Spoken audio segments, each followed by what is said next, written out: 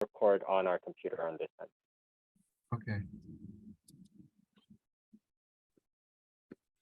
Yeah, make sure your iPad has a video on. So, okay, everyone.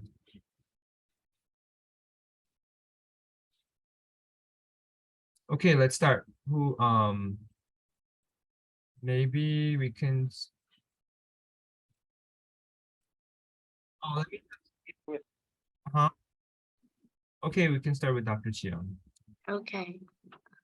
I want to share my screen.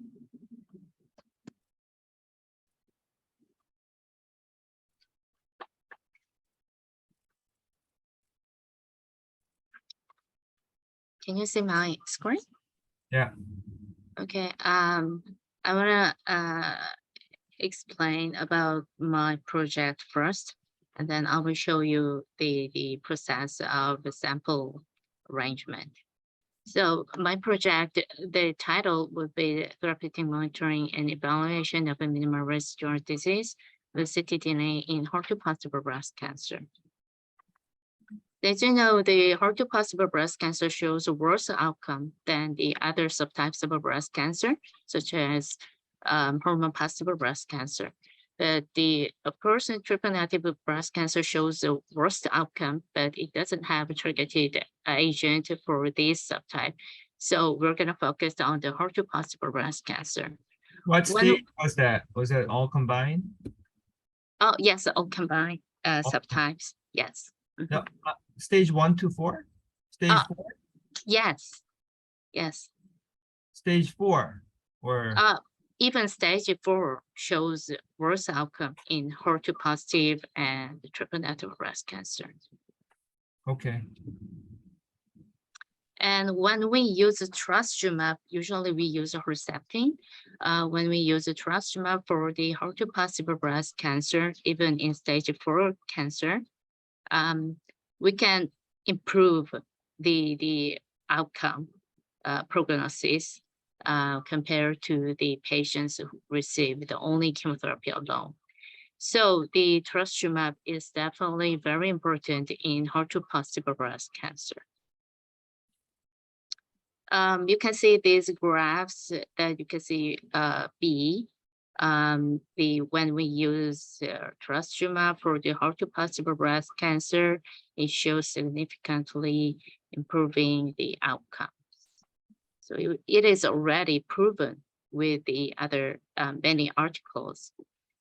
And then the many clinical trials tried to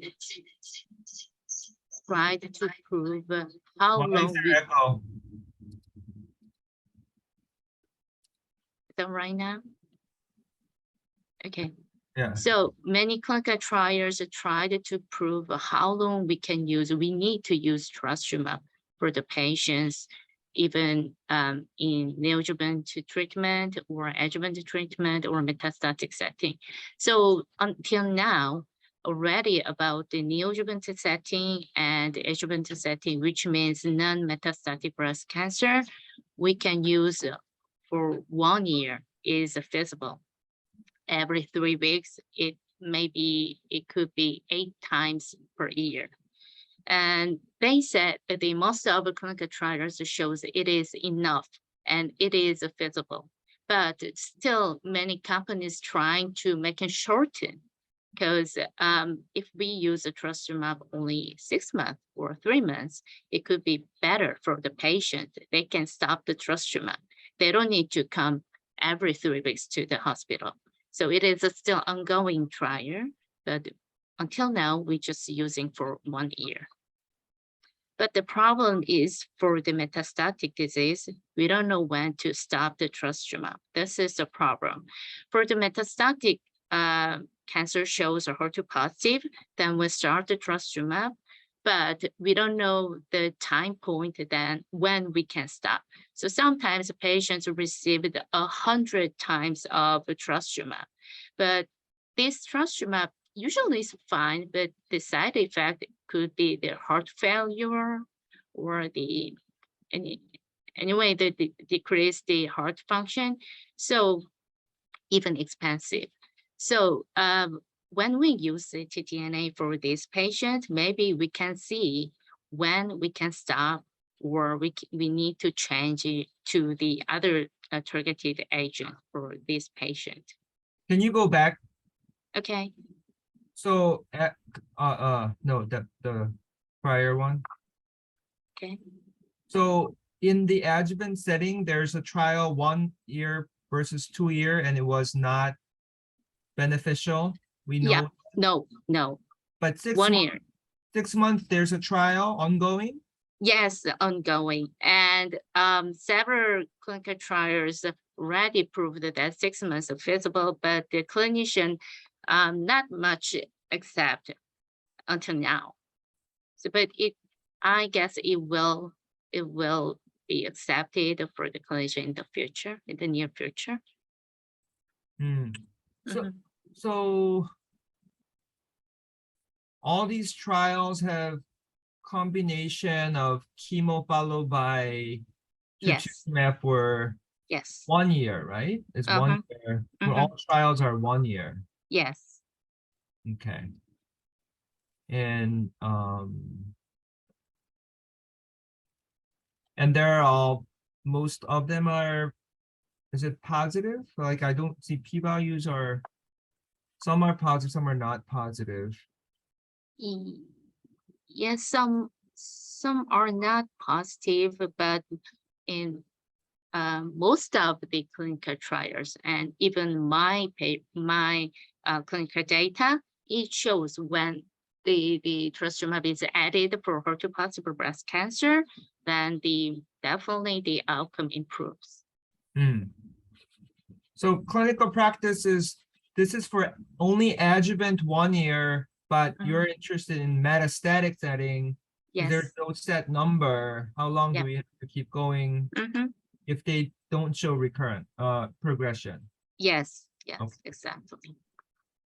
But the question is, when they're on maintenance trastuzumab in metastatic setting, what percentage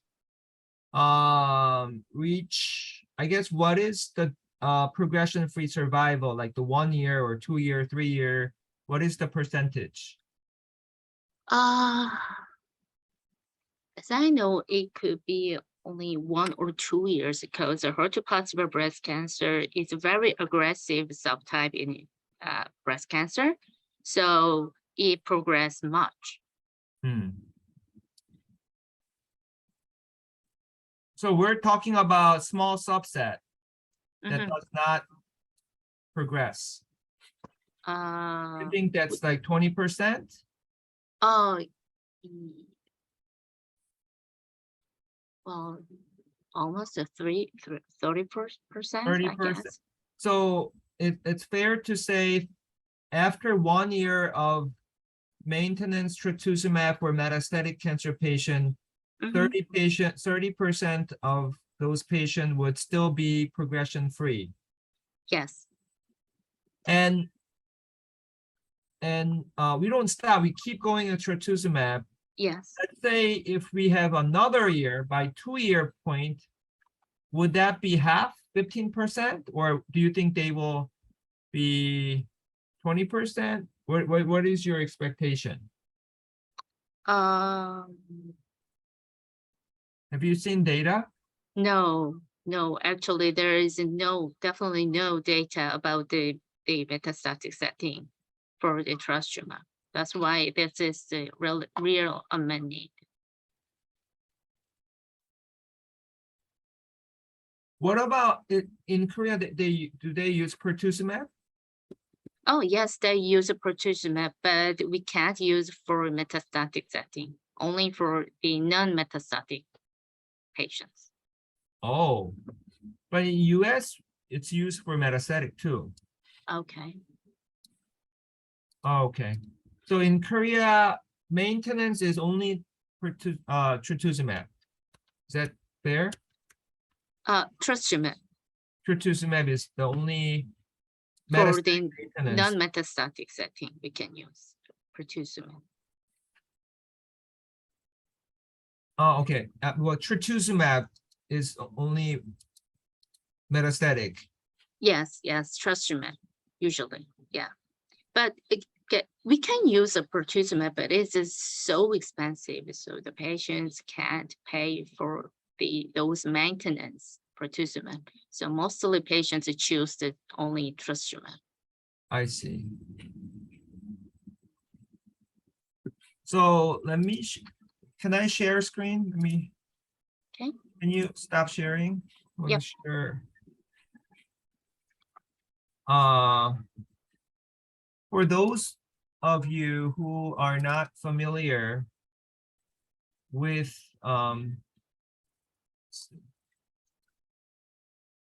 do you see this?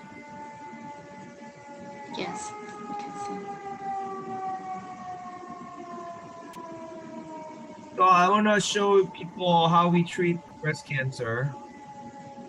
You go to the systemic therapy for HER2 positive, is adjuvant, and you have the adjuvant trastuzumab, category 1.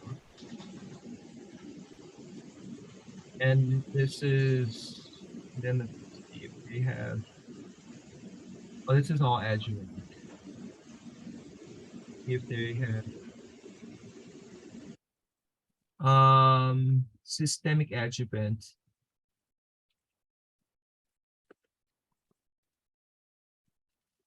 Treatment of stage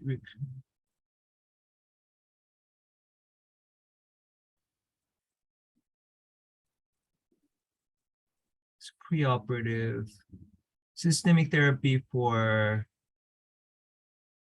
ER positive, recurrent unresectable.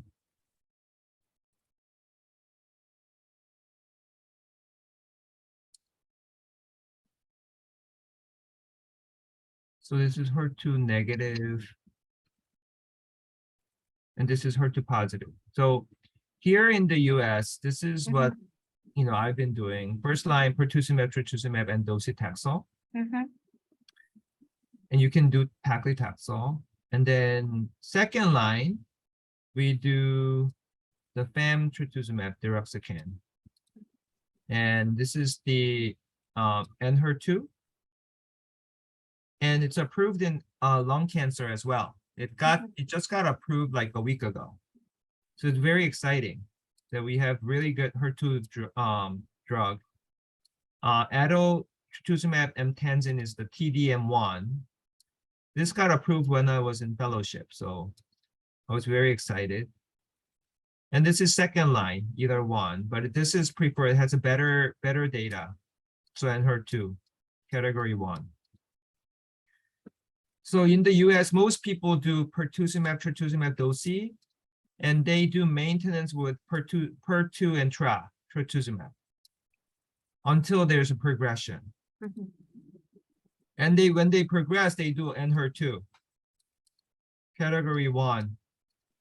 And then you can choose, what I've done, neratinib, capecitabine, tucatinib regimen can be done. A lot of people do CAPE, and there's this mirvetuximab, and then different chemo.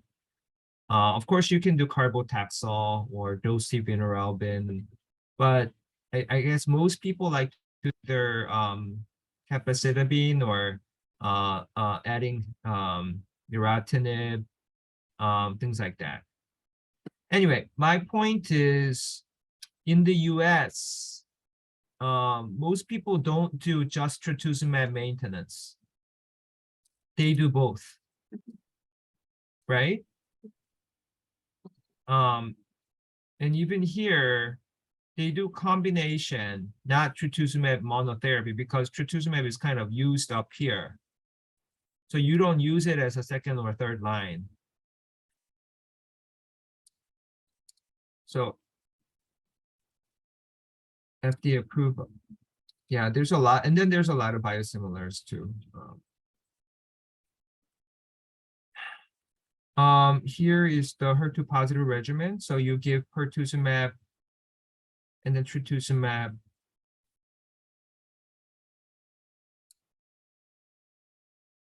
And this is sort of like the combo that you don't stop. You just give it until there's progression. Sometimes you stop docetaxel when they get so tired, but you still let this go. So my question is, it's a Korean study and a proof of concept study, but it's different practice than US. Mhm. So the applicability, the generalizability might be issue if you just do trastuzumab maintenance alone.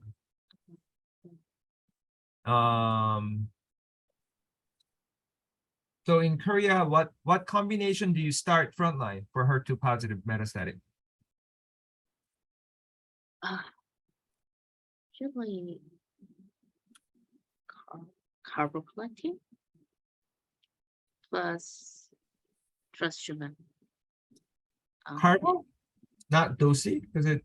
I usually- mean, sorry, docetaxel. Yeah. Yeah, yes. So dosi and trastuzumab, Mhm, mhm. but pertuzumab is not approved in stage 4. We can use it, but government insurance doesn't cover that. So if patient has their personal insurance, it could be extremely expensive, but they can use. Yeah, it is way more expensive. See, this is why people come to US. When I was in MD Anderson, Yeah, exactly. Yes, Yeah. yes. I was in breast clinic with Dr. Son Ju-hyuk. Yes, Yeah, yes. he was a visiting professor for 2 years in Mhm. breast department in MD Anderson. So we were good friends. Mhm.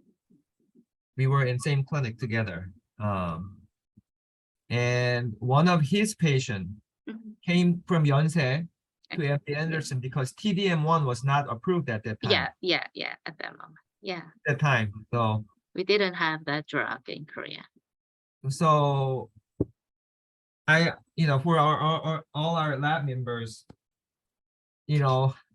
having a drug that we know is effective from randomized clinical trial Mhm. is not given. It's by it's determined by the society. Are we ready to accept the Yes, cost? yes. Right? Who's gonna pay for it? And all that has to be taken into consideration.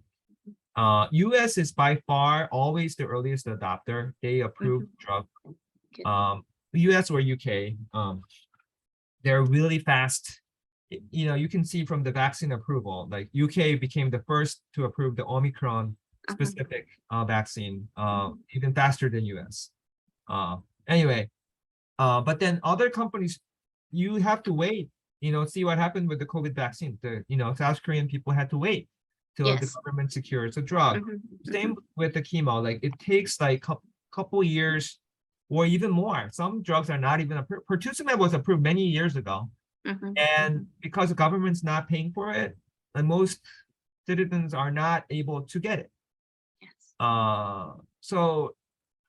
And you see me do a lot of off labels here, and then a lot of company supported like free drug compassionate programs here. Singmi, you've seen it many times, right? It's not available in Europe, Asia, anywhere else. Okay. So it is a privilege. It is I mean, I am lucky to practice medicine, the cancer medicine here in the States, because I can be creative, I can get the drug that I need. But it's not like that in the rest of the world. So it's a major issue. So some people just focus on this economy of securing, obtaining medicine. Like, how can we have rich companies supply, medicine to poor countries that need support, things like that. So it is a big issue. I know Jewel Park from my lab, he wants to specialize in that.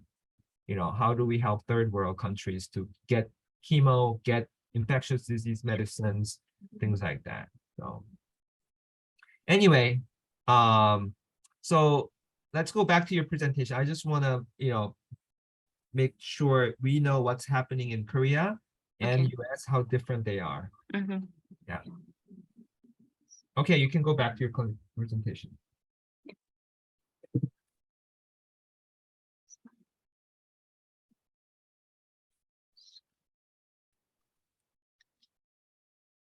You can share slide. Okay. No. So, where's my-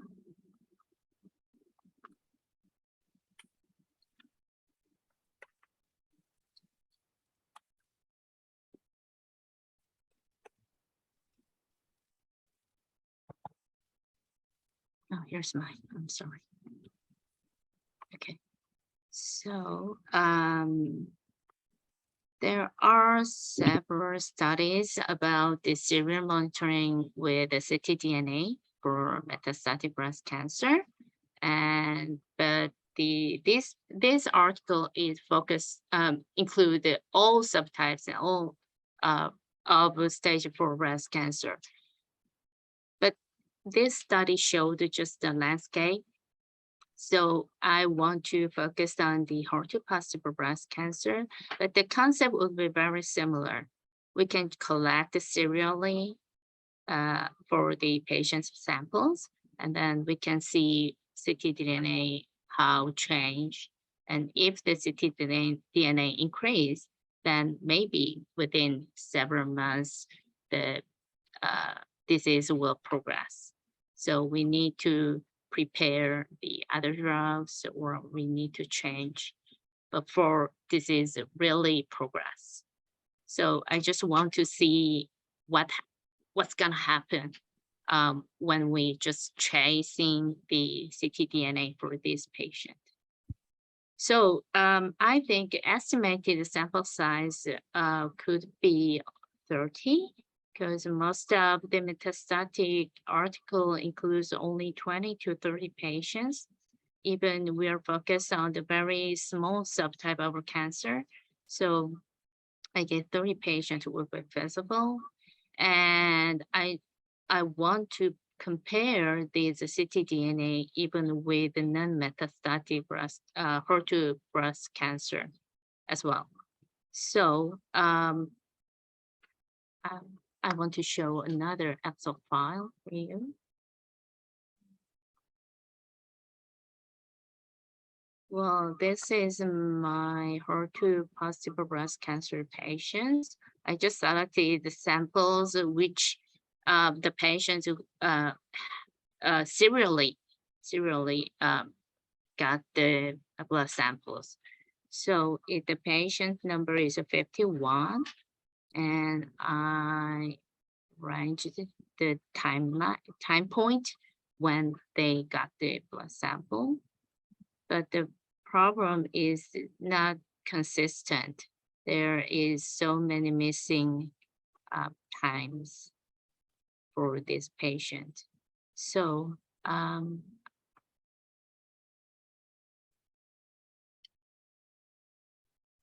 I come back to here. So for the retrospective study with non-metastatic HER2 positive breast cancer, we can just do the research immediately because I have already blood samples, but we have to select the candidate groups. And for the metastatic setting, now our team started 2 months ago to collect the blood sample. So it maybe takes 3 or 6 months for whole blood samples could be collected. So can you go over through the sample size? Okay. Okay.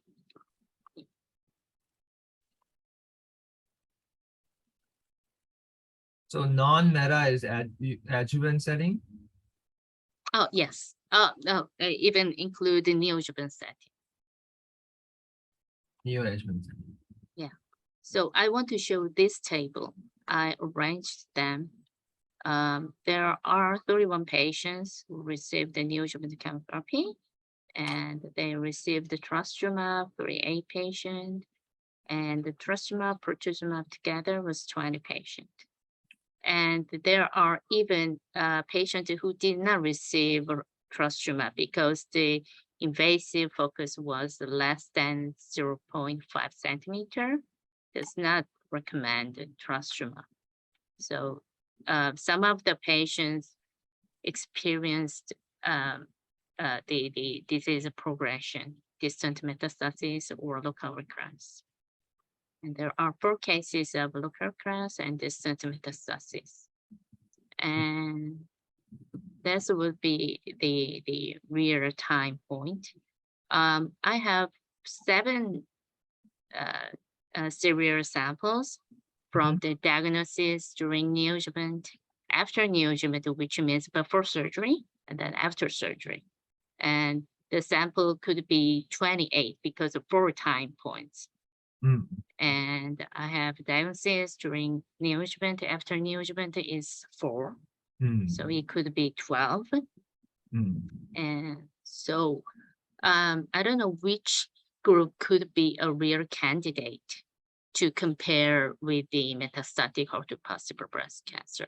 So this is my question to you. Compare with.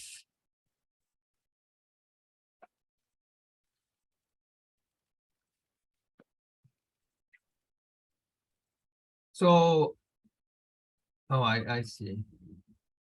So for example, let's see, the 3 patients are, you just have 1 at diagnosis, 1 after neoadjuvant. Yes. Okay.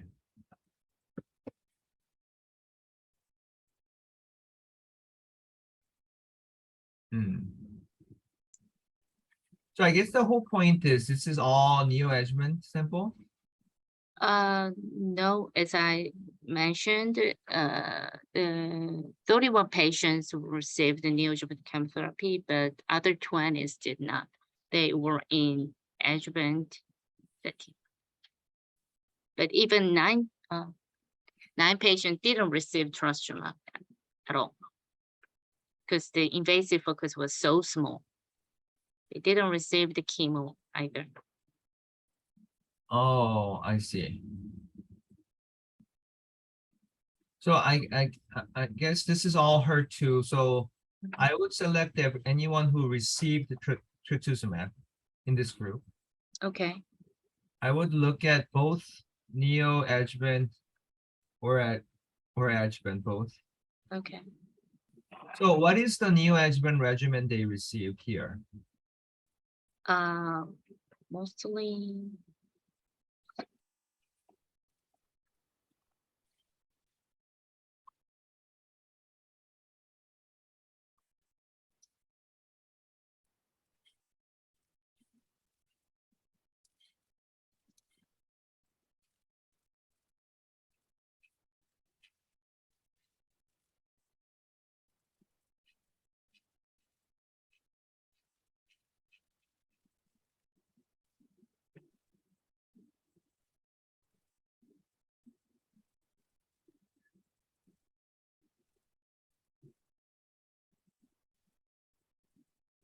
So these are actual my university, my hospital medical chart.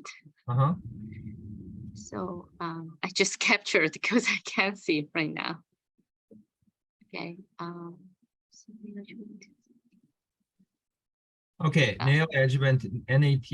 Yes. Trastuzumab, Yes. carbo, Mm-hmm. Herceptin, Perjeta.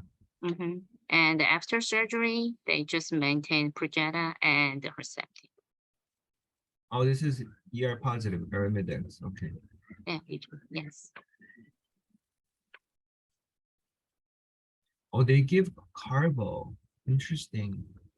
Oh, yeah. Carbo. So what is T? Taxol? Taxol. Yes, docetaxel. Docetaxel or Taxol? T. Taxotere? Taxotere. Yeah, Taxotere. Taxotere? Mm-hmm. Oh, okay. So Perjeta is Pertuzumab. reimbursed in neoadjuvant? Yeah, yes. Only in neoadjuvant, really. When we start from the neoadjuvant setting, then we can use even after surgery. But the Mm. patient that didn't receive any neoadjuvant chemotherapy, Mm. then the patients can't receive a Perjeta even after surgery. Oh, okay. Even if she can pay that, we can't Mm. use. Government didn't permit it. Mm. So in recently, actually not 1.9 centimeter is not just the stage 1 actually, Mm. but to use the Perjeta, Mm. she has to receive neoadjuvant chemotherapy right now. Mm. It's a little bit weird. So most people, we call it TCHP. Yeah, yeah. TCHP. Most people get that these days. Yes. Would you say most of your sample got TCHP?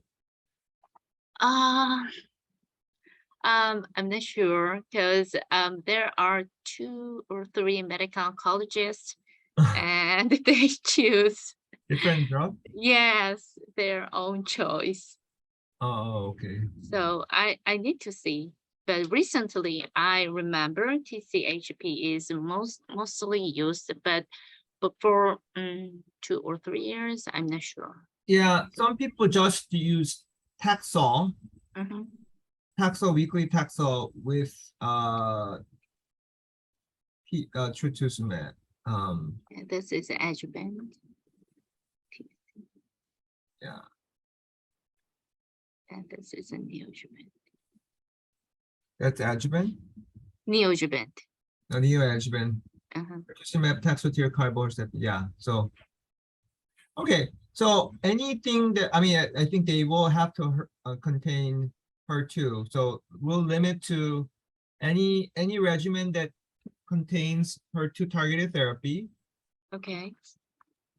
and then neoadjuvant or adjuvant, either one is fine. Okay. The whole point is during neoadjuvant, if the ctDNA level drops quickly, Mhm, mhm. or even during adjuvant, if it drops, then those patients live longer, less recurrence. That's the whole point. So I think you can do that. Mhm. Okay, you can go back to your presentation.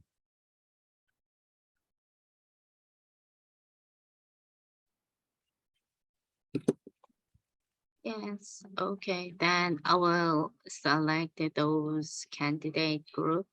Yeah. Then I will ask to my team to send the blood sample, but I have to know do I need to send the blood sample to the company or our Yeah, lab? I will directly send to the company. So the Okay. next step is when you have Uh-huh. these samples, just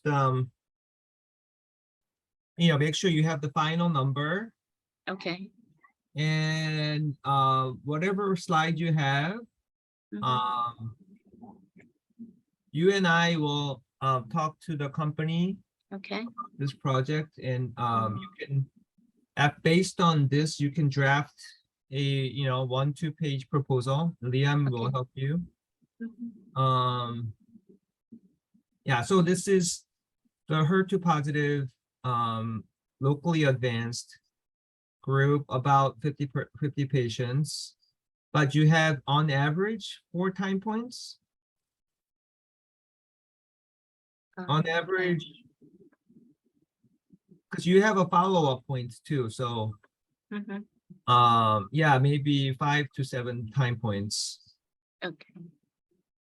So give them a board, like, how many samples are there actually, like how many patients and how many tubes you have, so that they know exactly how many assays they have to run. Mhm. And what about metastatic disease? Yeah, so for that, It takes time. did you Do we? start collecting it? Yeah, already. I think started. So how many did you collect so far? I actually asked it to my fellow, and now he's evaluated. So what's the expectation? Like in 1 month, how many do you accrue?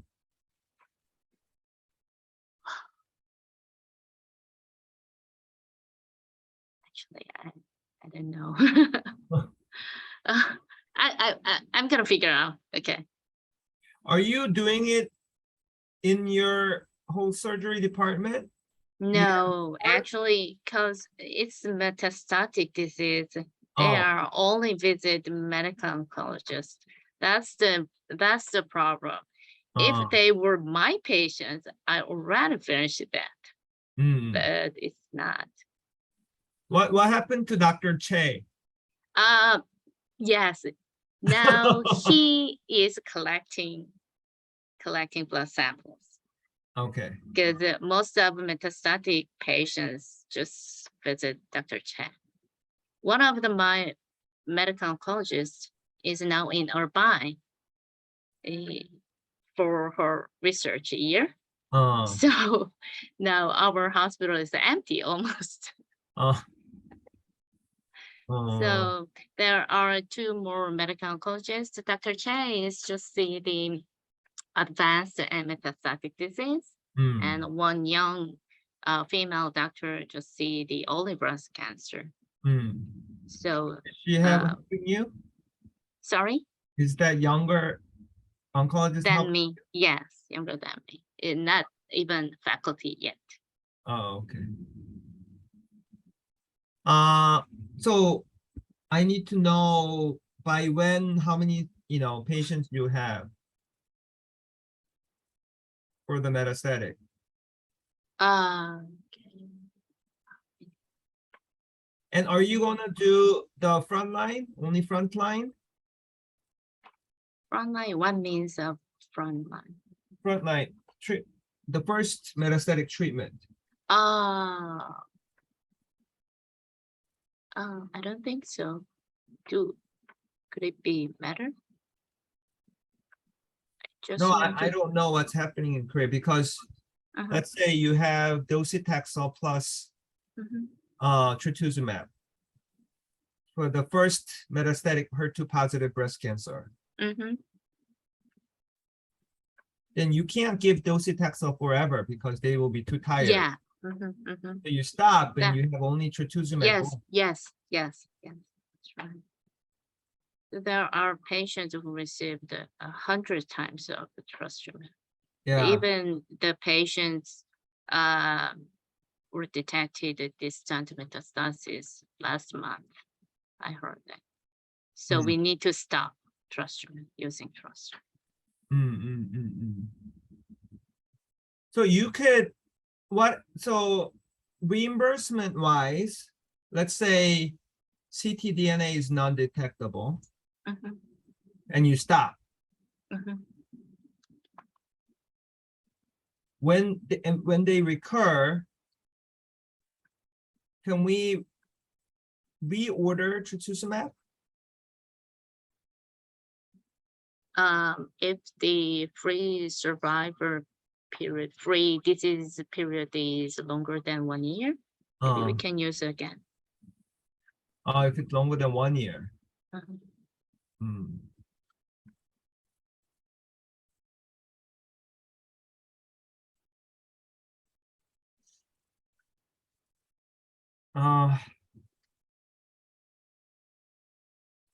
I think it's for the metastatic. You can, is this your last slide? Yes, for this project. Okay, you can unshare. So that we can... Okay. So 50 non-metastatic. I think you need like 50 metastatic. Yes. That's a lot, right? Yeah. Or 2. But you were thinking at least 30, maybe? Uh-huh. Mhm. Yeah. I think that's doable because you have different time points. I think we can start with that and present. Okay.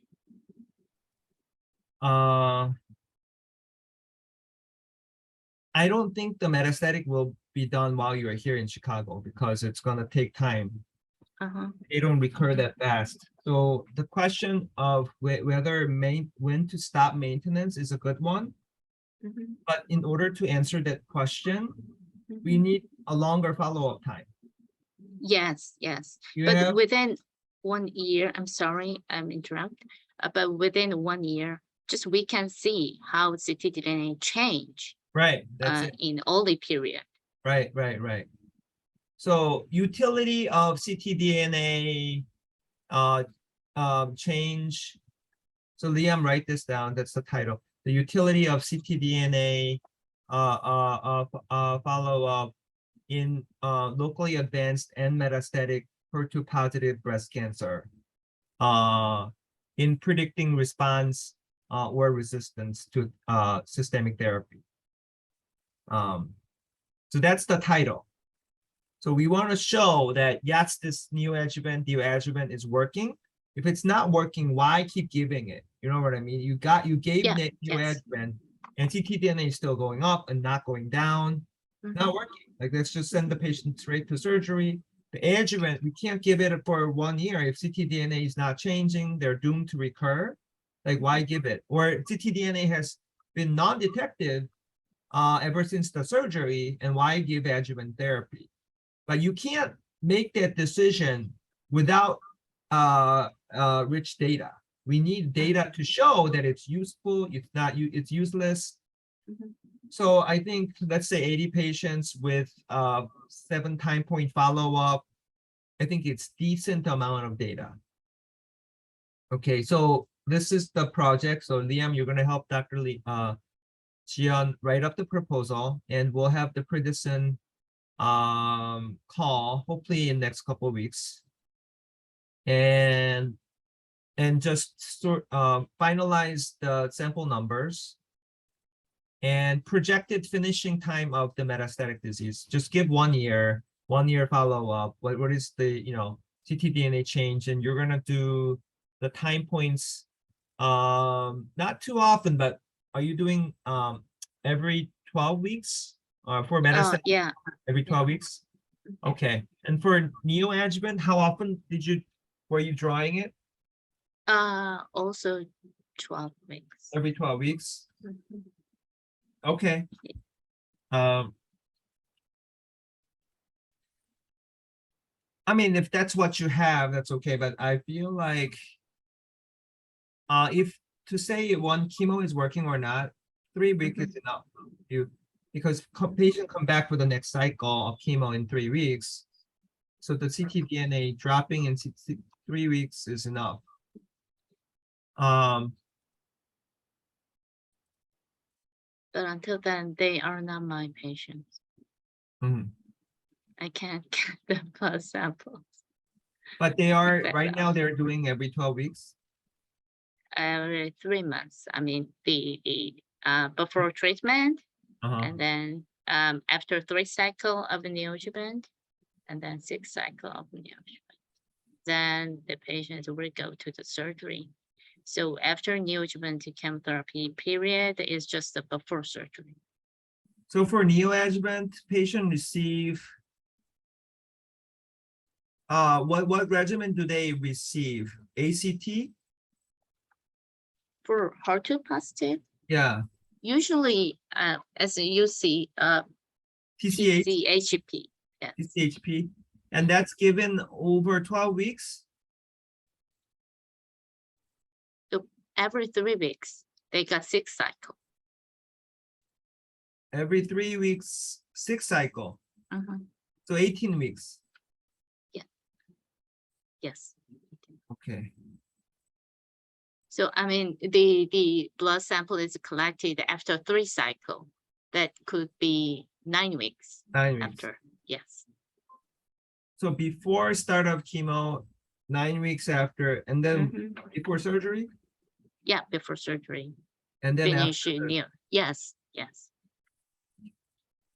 Okay, I think that's fine. You just have to so maybe Liam draw, so just like Dr. Jian presented in from another paper, just draw a blood sample figure, and kind of for neoadjuvant, we're drawing this time point. For after surgery, we're drawing this time point. For metastatic, this is how often we're drawing for the first 1 year.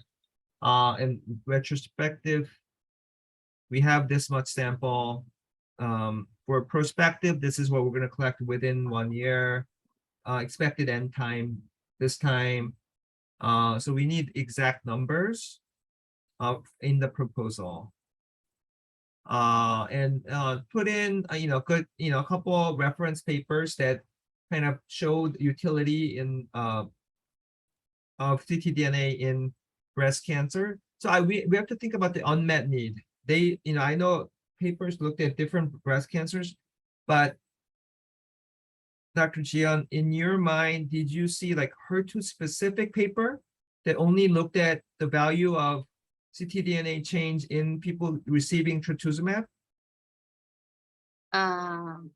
Actually, the ctDNA will be important for the all kind of subtypes, but for a little bit early research, because the hormone positive breast cancer very slowly progress, so maybe there wouldn't and much change in ctDNA. So Liam, this is important because if we publish this, the reviewer is going to ask, like, it's important in all breast subtype. Why are you looking at only HER2? So I'll give you the reason. Number one, HER2 is more aggressive than the other HER2. And then treat aggressive than the other. So ctDNA guided therapy will help make impact in this more aggressive disease. Number two, the therapy is more aggressive. All HER2 targeting therapies have heart failure risk. So if it's not working, we don't want to give it to the patient. Or if it has already worked and then ctDNA is non-detectable, we don't want to give it for too long, unnecessary. So to minimize drug toxicity using ctDNA, we want to know if it's working, if it worked too well, if it didn't work at all. We don't want to give unnecessary treatment. Because the treatment for HER2 is more toxic, especially for has a higher cardiotoxicity. Because of that, we focused only on HER2 positive disease, receiving HER2 targeted therapy, either in neoadjuvant, adjuvant, or metastatic. So 3 different settings. But we want to show that ctDNA dynamic change in these 3 settings are reflective of patient outcome. Response to therapy, recurrence, resistance to therapy, future progression, all that. So that's pretty much our rationale of why we're doing this study. So we have to make that clear in our proposal. Now let's move on to the next point. For the samples that we have, what is the blood collected amount? Is it 2 cc or 5 cc? 5 cc. 5 cc. And Dr. Jian, did you get permission to use that 5 cc from the hospital? Yes, actually, for these specific subgroup. Yeah. I told you we have 8,000 samples, but actually I was so upset when I saw, look at that, exactly the samples. It was not serial even. It was so less amount. I was pretty shocked because I collected for 7 years, but it was not effective as we expected. So 3 years ago, we just set up the protocol again. Then we got the bloods 10 cc from the patients. And then we tried to do ctDNA for the recurrent breast cancer. But the problem, when we want to see 5 cases, it takes 30 million won in Korea is so expensive. So we couldn't do many samples, only just 5 or 10 samples. My fund just out. So that's why I try to do ctDNA in US. It's a little bit feasible, effective here than Korea, I think. Yeah, most of the clinical researchers are interested in ctDNA, but because the research is so expensive, so they can't do that. I see. So anyway, with what I show you, I can use that sample. But the other samples were not available. I mean, the less amount were too old samples and were not serial. So I think that there was 50 patients. I can use it. Okay. All right. So 5 cc then Prednisone can do it. Less than 5 cc, I don't think they can do it. But if you can send, and that's the plasma, you centrifuge, then got just the plasma, or so it's a 5 cc of plasma. When the sample gets 10 cc, then maybe we can get 3 or 4 cc of a plasma.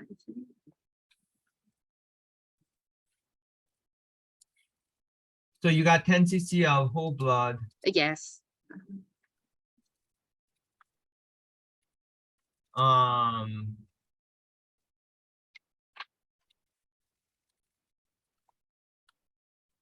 And Maybe did 2 to 5.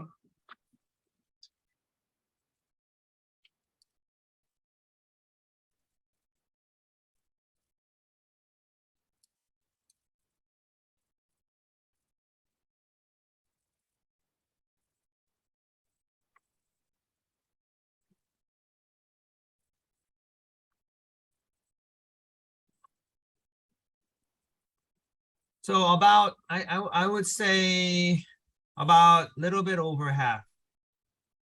10 cc, then you have like 6 cc's of plasma is the maximum you can get. But did you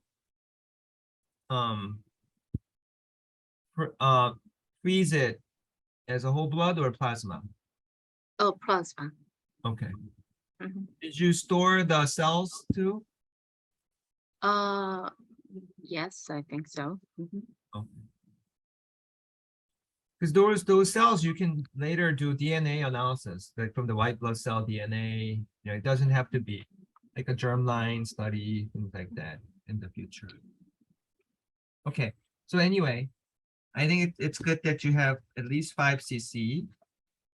Then we can work with Prednisone on that. So the other thing is,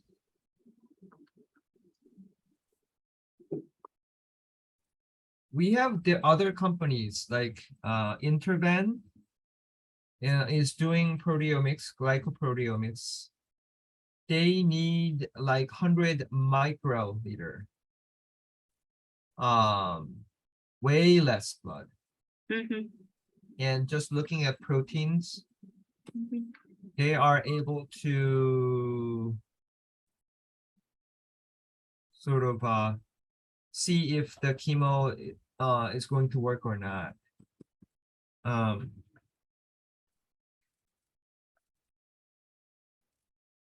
So for a patient who received TCHP, Mhm. whether in neoadjuvant or metastatic, I think if we find a largest number of patients who actually receive the exact same chemo regimen, and I think TCHP is the best, and then see how many patients you have. Doesn't matter metastatic, non-metastatic. Find out who got TCHP. Maybe only 30 together or something. I don't know, but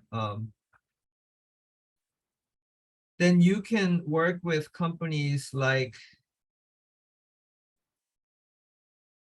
Interven to see if they can develop a glycoproteomic signature to see if they are going to respond to TCHP or not. The caveat is, in your clinical practice, most doesn't 80% patient respond to TCHP? What do you mean not respond? If like they got chemo, but their tumor didn't shrink or got bigger. How many times do you see that happen? Wow. When I got surgery, actually PCR is not much. Actually, I think because even if the tumor was shrank, there is 0.3 to 5 centimeter invasive cancers remained. So it isn't PCR. So maybe. So working with your pathology colleague, I want you to obtain, or your fellow can look at the chart and see if the patient achieved PCR or major PCR, you know the category. Mhm. So we need that data for all the people who received neoadjuvant. We Okay. need to know pathologic response. So Mhm. start collecting that, work with your fellow. Sure. Sure. Mhm.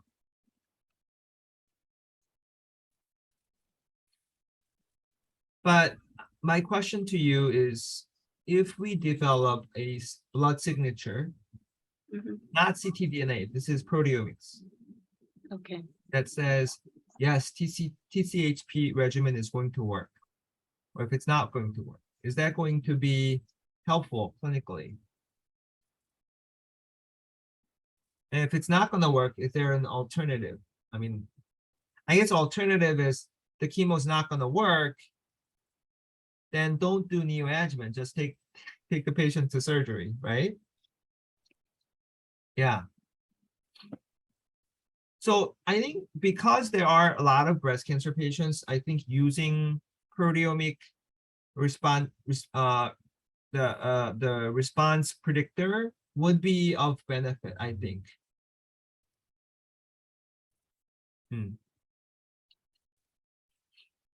So why don't you come up with the number for patient who received TCHP? Okay. And collect the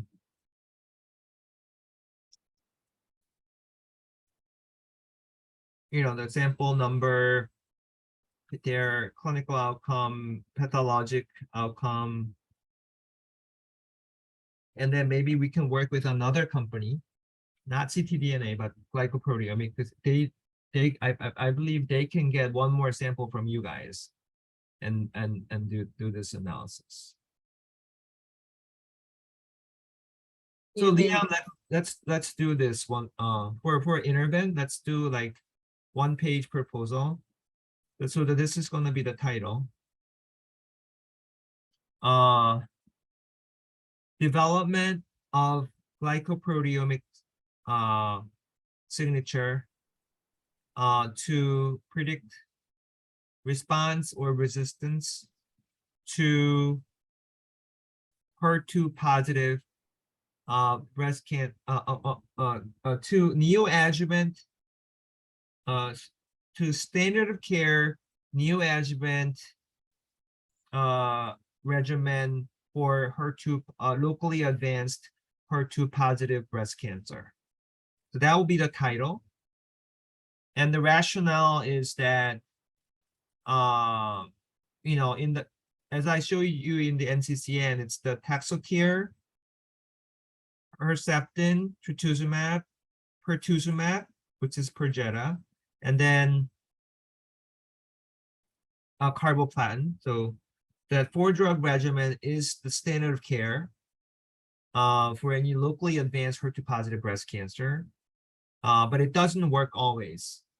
So if you go to the NEJM paper that led to this drug approval, you can see certain group of patients do not benefit and maybe only experience side effect.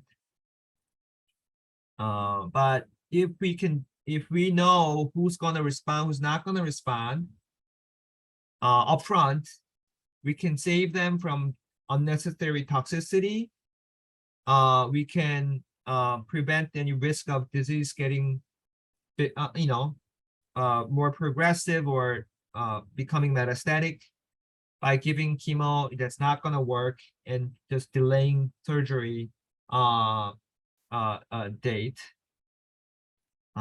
So we could, if the signature shows that the regimen is not going to work, we can take the patient to surgery right away.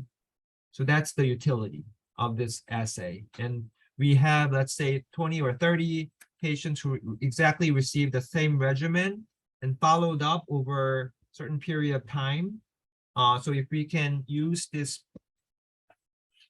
and we will also have the ctDNA change data available soon. So if we can correlate the proteomics data with the clinical outcome of these patients, along with ctDNA change, I think we can expect a marker to have a clinical utility in breast cancer clinic, something like that. So that will be a short proposal. I think on our next TC2 Interven, I think we will present this data, this proposal. So Dr. Jian should be part of the next TC as well.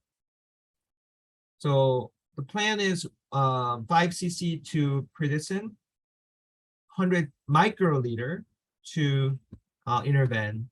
I would do that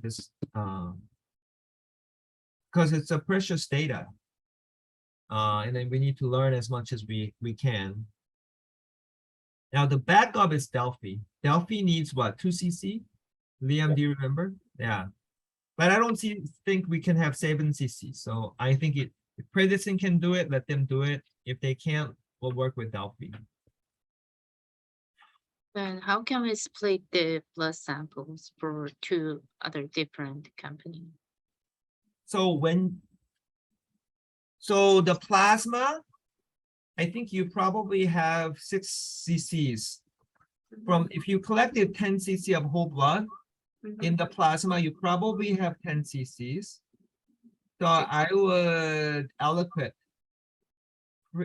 thaw, and take out like, I don't know, 0.2 cc's, 0.3 cc's, and then freeze that again, and then just aliquot 5 cc. And if you have, let's say, still 1 cc left, store it for any future research. It's valuable. So I think you'll have a little bit more than 5 cc. So take out the 5 cc, exact 5 cc they need. Take out like 100 microliter and aliquot it and freeze it and then ship it to different companies. And whatever you have left, still store it for future research.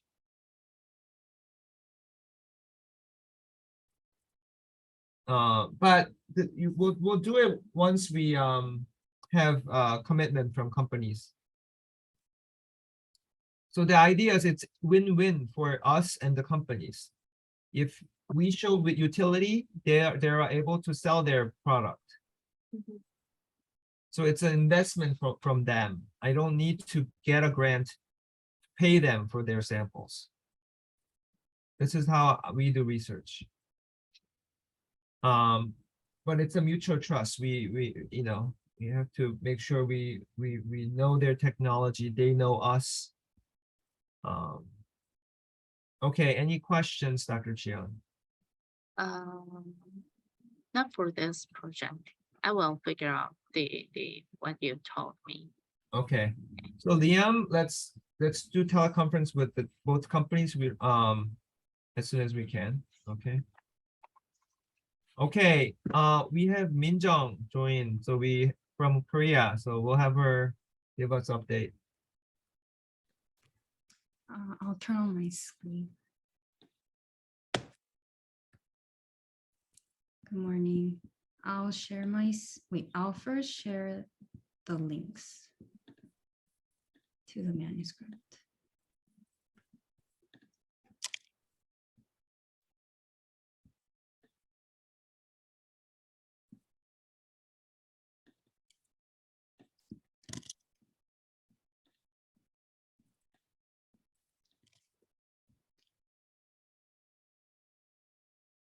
So, Dr. T, should I share the screen or should I have you share the screen?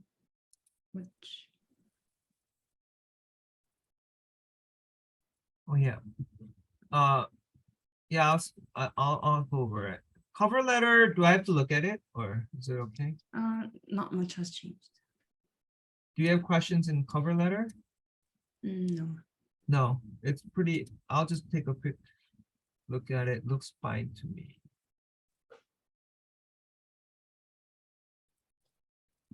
Yep, looks okay. Just to. Okay, I'll share screen.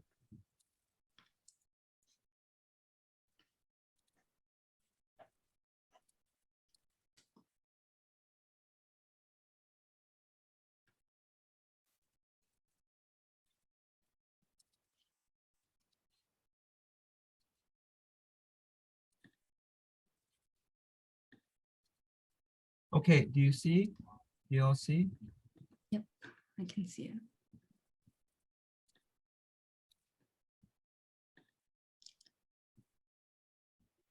it. So I've highlighted in blue the parts that have changed or have been added.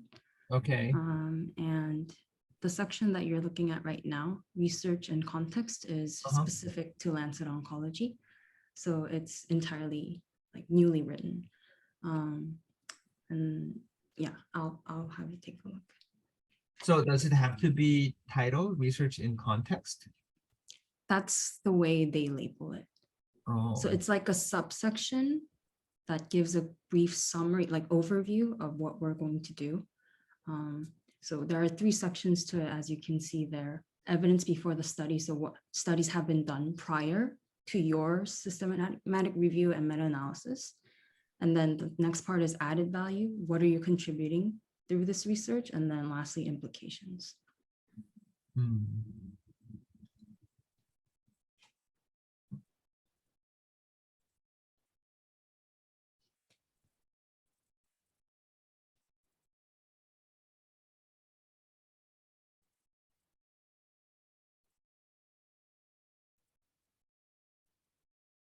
Okay, I like that. Fewer than 10 studies, single tumor type, added value. Yes, I like that. Implications of all the available evidence.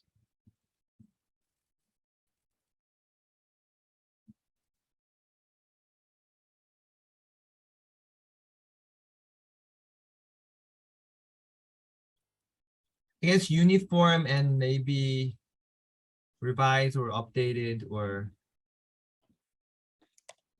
not only uniform but a better version. Or Okay, I'll try to find a better word.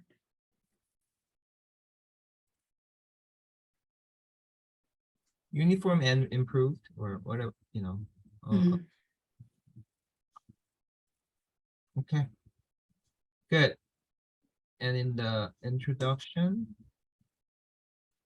So the blue part, which I've mentioned in the prior section, it talks about the prior studies, which the previous peer reviewer had also commented on.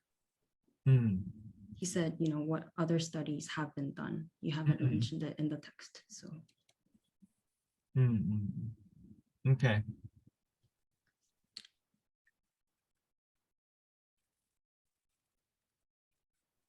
And then method. For the method section, let's see. The first part with the search strategy, it's not that different, except if you look at the supplement, let's see. the supplemental appendix number 1. Hmm. I've Go to listed. go to supplement. Mhm.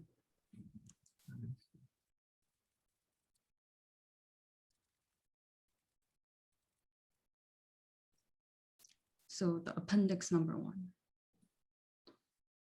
Oh, if you scroll down, Oh, yeah. yeah, those are the exact search algorithms that were used for each database. Oh, the exact. I agree. Mhm.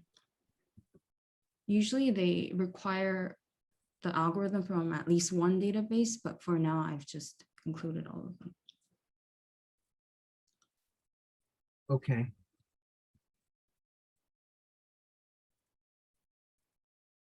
Okay, looks okay. And I also included in the text that the clinical informationist peer reviewed our search strategy. Here we go. Okay.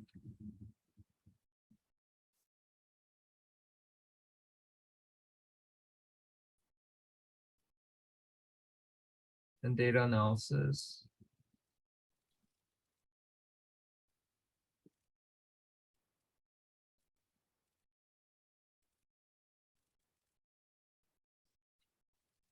This is the updated one.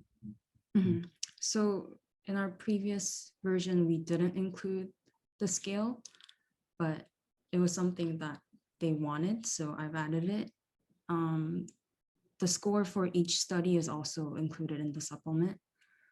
And for the funnel plot, before we just had a regular funnel plot, but we changed it to a contour enhanced funnel plot.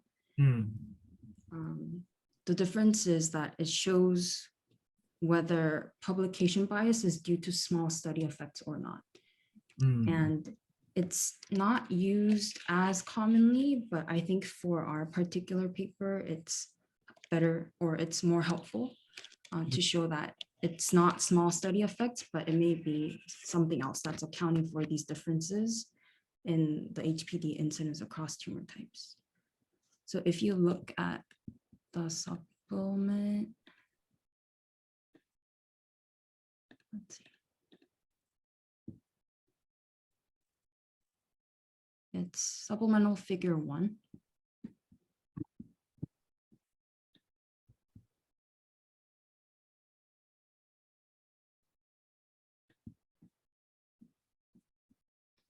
Which is on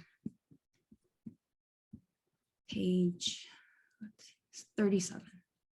This one. Page 37. So it's that plot. This one. Mhm. So the difference between a regular funnel plot and a contour enhanced is it labels the areas of statistical significance. A usual funnel plot doesn't have those different shades. Hmm. And the reason why they make this difference is if you look at the funnel plot, if there is no publication bias, then we should see a pretty symmetrical distribution of the data points. Mhm. And when you look at this graph here, you can see that the data points that are missing would belong to the right side portion towards the bottom. I can't kind of point. Yeah. I can see. Yeah. And what matters here is which area the missing points would lie in. And in our case, these points lie in areas of statistical significance because it's in the darker gray and the lighter gray, as you can see. And the fact that the missing points are in areas of statistical significance implies that it's not due to small study effects.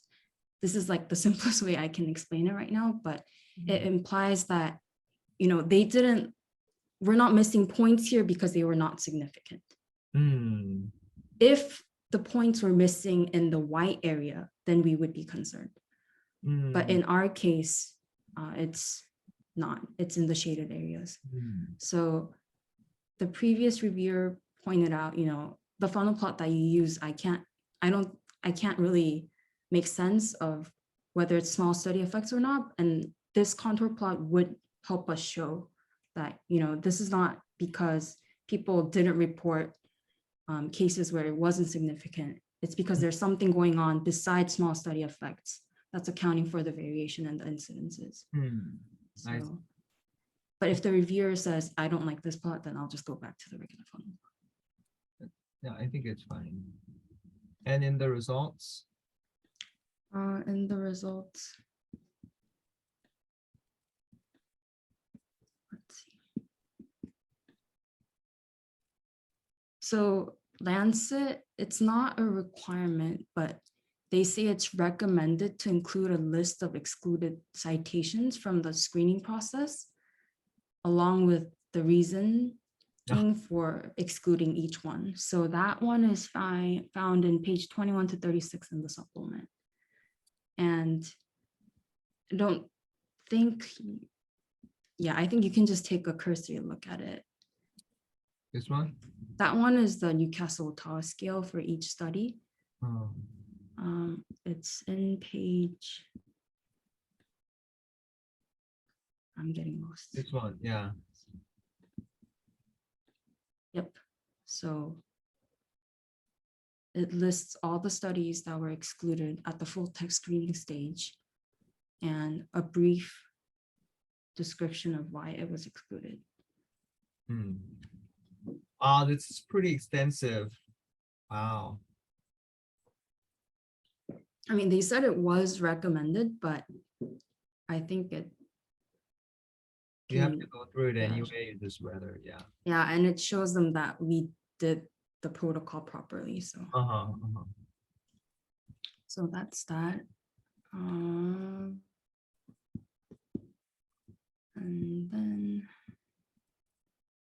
then the next highlighted part is the quality of this included studies, which you just looked at with the stars.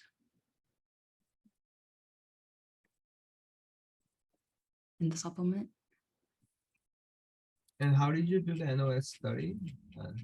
So there is a guideline online on how to give points.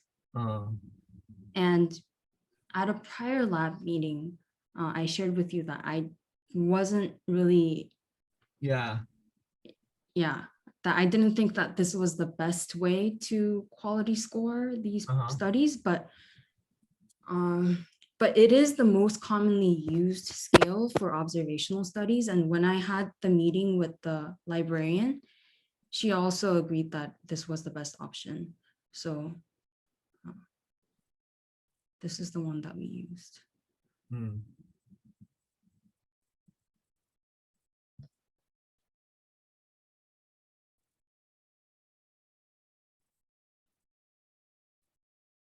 Okay.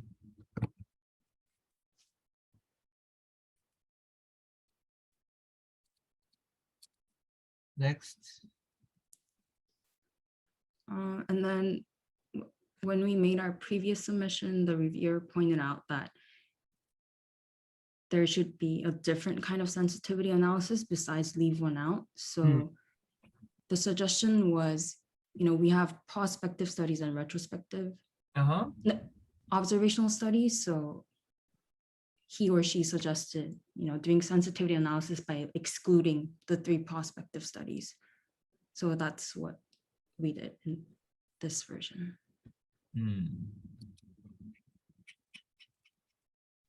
And it's basically a similar looking force plot, excluding the 3 prospective studies. And the point is to qualitatively show that the numbers don't change that much, even after we exclude it, which is the case. Makes sense. Yeah, I think it's great that you did it.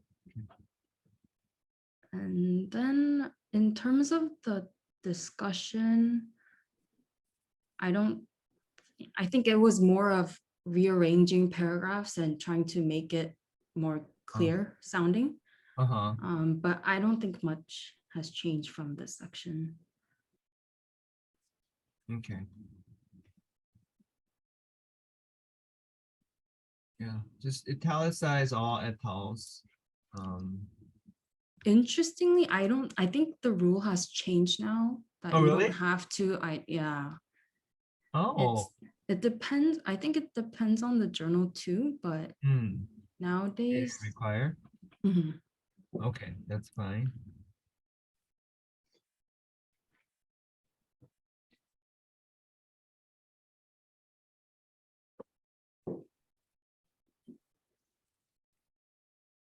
Yeah, this was a very interesting paper we discussed. Yeah.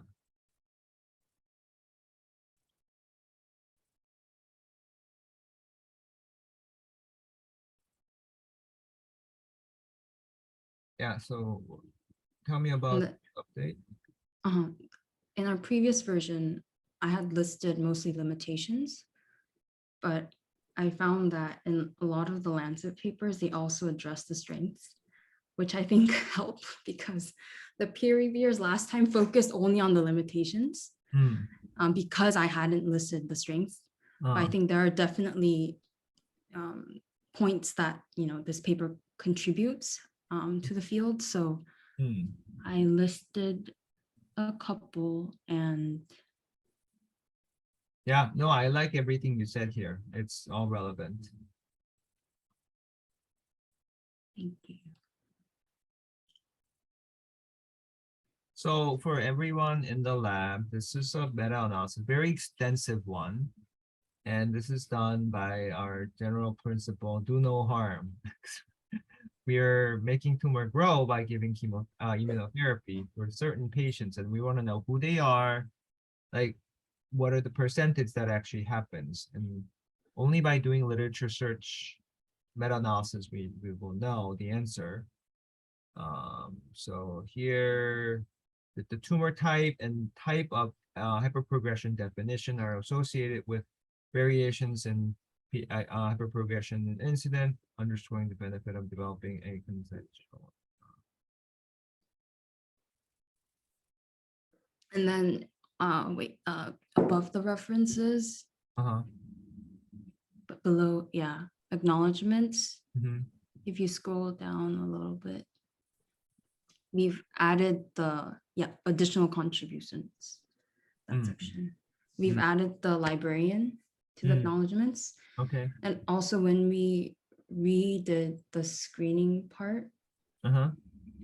we ended up adding one more conference abstract. Oh. And it was from a study by a lab in Spain. Mm. So, and he was really helpful with providing the data as well. So his name is also included. Mm. So I think there are 3 additions to that section. Mm. And I think the last highlight is figure 1 in the paper, which is, you have to scroll. This one? Yep, that part. So this flow diagram that we had used before was apparently not the most updated format. So we've changed it accordingly. Mm. And in the process of redoing the screening, found out that 2 papers potentially overlapped. Oh. So we've excluded 2. One of them was the paper by Sada Bouzid. Uh-huh. Another paper by Karabajakian, also they were in the same lab, so it overlaps. So we took out Sada Bouzid, which was the older one and had fewer patients. The second paper we excluded was the paper by Champiat, because Champiat also overlaps with Ferrara. So Mm. those 2 papers were excluded. Okay. Just out of curiosity, so would you think there's any biological basis for having higher hyperprogression instance for, let's say, gastric versus renal? Yes, it's biological, you Rationale, said, right? like, yeah. So the things that I've written in the discussion, I'm not too confident about because it's based on my, very subpar search of the literature. But one interesting, yeah, so I've kind of like listed it in the discussion, but to give a specific example, renal cell carcinoma has the lowest incidence of hyperprogression. Uh-huh. And one thing that is specific about this tumor compared to other tumor types is that the type of mutations it acquires is indel deletions. And of all subtypes, RCC has the highest rate of indel deletions. And the thing is, I can't remember all of the details right now, but it's in the manuscript. But the thing is, it's here. Yeah, I think it might be better to read what I wrote. Yeah. Tumor type. Because I don't want to make the wrong explanation, but here. Indel.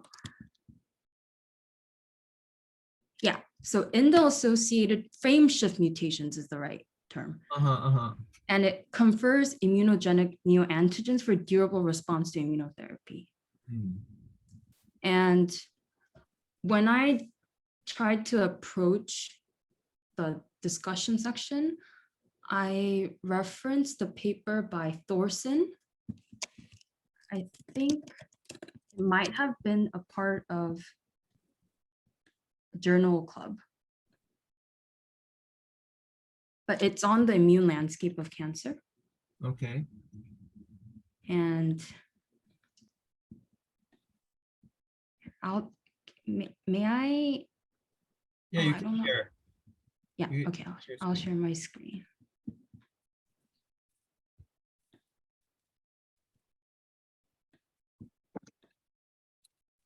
So it's this paper. And so this figure here. Yeah. So Can you make it larger? yep, it's a really packed figure. Okay. Yeah. Yeah, so there it lists the immune, it basically took all of these tumors, looked at the TCGA data, and tried to categorize the immune landscape as one of these 6 types. So wound healing, interferon gamma dominant, inflammatory, lymphocyte deleted, immunologically quiet, TGF beta dominant.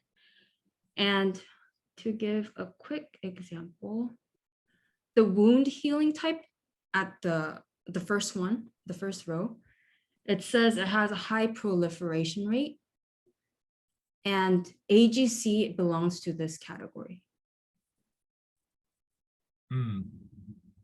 Whereas RCC, which has the lowest incidence, is the green one, the inflammatory type, which has a slow proliferation rate and low intratumoral heterogeneity as well. So those are some of the things that I discussed in the paper. And another interesting, And you cited, did you cite this paper? I did. Can you share this paper with a group? I think this is pretty Yes, I will. insightful paper. I know this paper, but you know, it's good that you connected it in the discussion. So I basically looked at our data and compared it to the immune composition here. And for example, so even though it's categorized into one of these categories, you can see that, you know, obviously each tumor type has a different composition of each types. Right. And basically by the one that takes up the majority, they've, you know, categorized it as such and such. You know, one thought before I forget is like, if you look at the lung adeno and squamous, so definitely there's a proliferation type is higher in squamous. And I think that's bad because squamous, they do poorly compared to, I don't know, in general. Mhm. I wonder, just based on this, that with our data or with others' data, that squamous compared to non-squamous has higher proliferation, HPD rate. If we can show that for the first time, that would be great, but I don't know if they go into detail into what histologic type they have. We haven't You mean seen you mean in this paper or? for all the literatures, do they specify lung squamous versus No, non-squamous? they don't. Just say Oftentimes it's just lung. Just lung. Mhm. I think there was maybe one paper that Mhm. listed the histology. Okay. But yeah, basically I looked at, you know, which proportions each tumor type had and tried to correlate it qualitatively with the results that we were seeing. Uh-huh. And it seemed to correlate with the immune subtype. So that's one point that I made in the discussion. And So again, before I forget, Liam, maybe talk to Arnie and Eugene to see, I know they looked at squamous and non-squamous, and probably there wasn't difference, but I want to know if there's any difference in the PD rate. At least maybe a trend. Do you remember, Liam?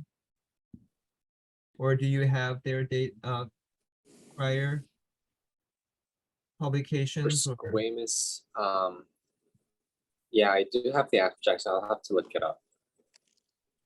yeah. So while Minjung's presenting, why don't you call Eugene? Eugene might know. And then just ask her and see if there's relevant data. Okay, let's do that. Let's move on.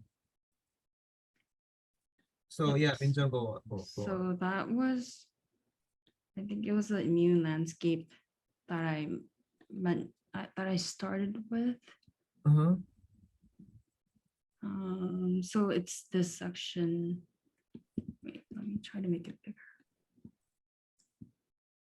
So AGC has been characterized as a subtype that is highly proliferative and IFN interferon gamma dominant. And earlier on, people had thought that interferon gamma production may induce an effective anti-tumor response. But another review that I looked at by Sharma et al. Here mentions how instead it's been associated with immunoediting and subsequent immune escape. Mm. So that's something that I mentioned. Mm. In comparison to advanced gastric cancer, when we look at hepatocellular carcinoma, it Mm. belongs to the lymphocyte depleted subtype, Mm. and it's characterized by immunosuppressed tumor microenvironment. So with a moderate proliferation rate, and HCC has a lower HPD incidence compared to AGC. And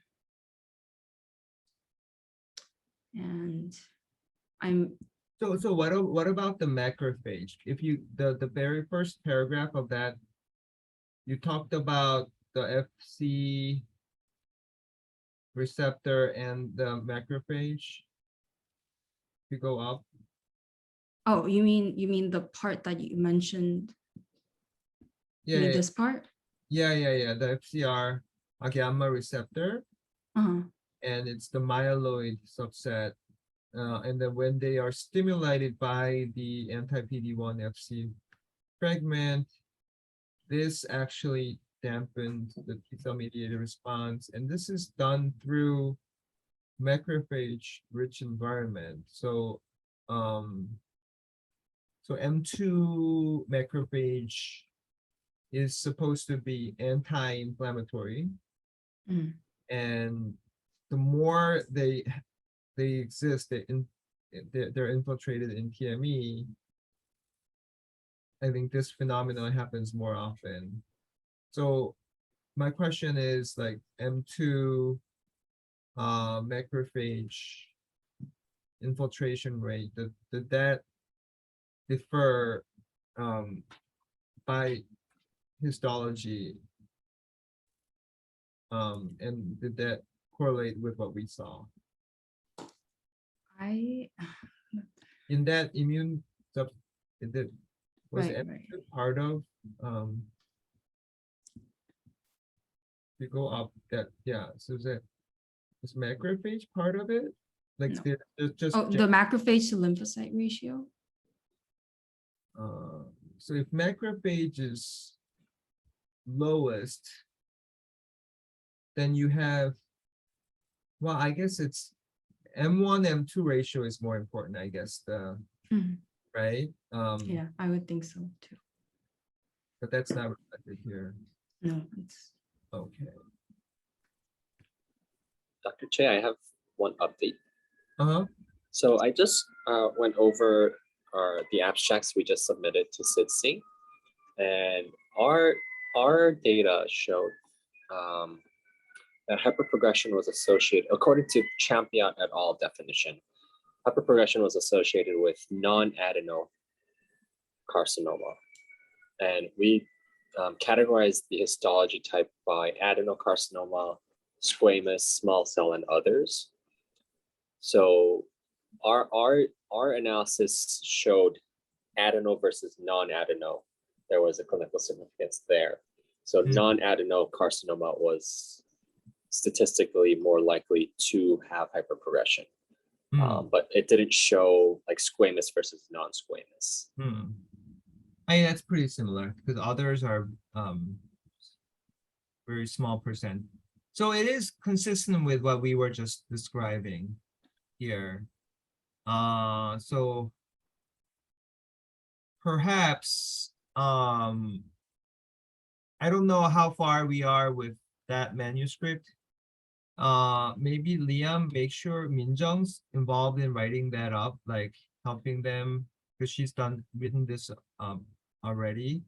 And maybe Minjung, remember to have like a paragraph for like this discussion about the immune landscape difference, and lung squamous and adeno are different in proliferation type proportion. And that might be explaining why, in our Northwestern data, we see more hyperprogression in non-adenoid, not non-adenocarcinomas. So I think it makes sense.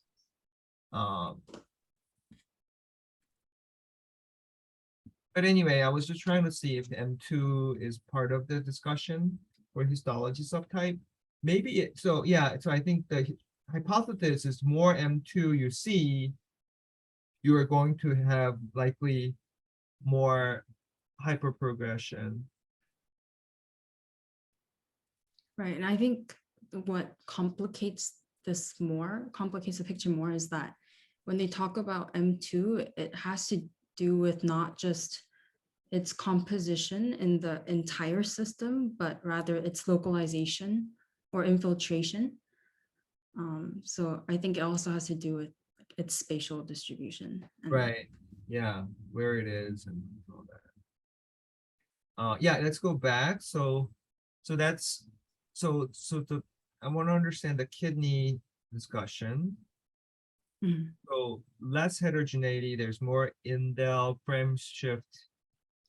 And you remember our lung cancer paper with the frame shift that we looked at? The frame shift is a pretty neoantigen, like antigenic neoantigen. So you don't need high TMB, you just need one frame shift, and that could be enough to trigger durable response. But then in terms of, I guess because it's such a good antigen and it's durable, then hyperprogression risk is low. I think that's your logic, right? Right. So when, let's see.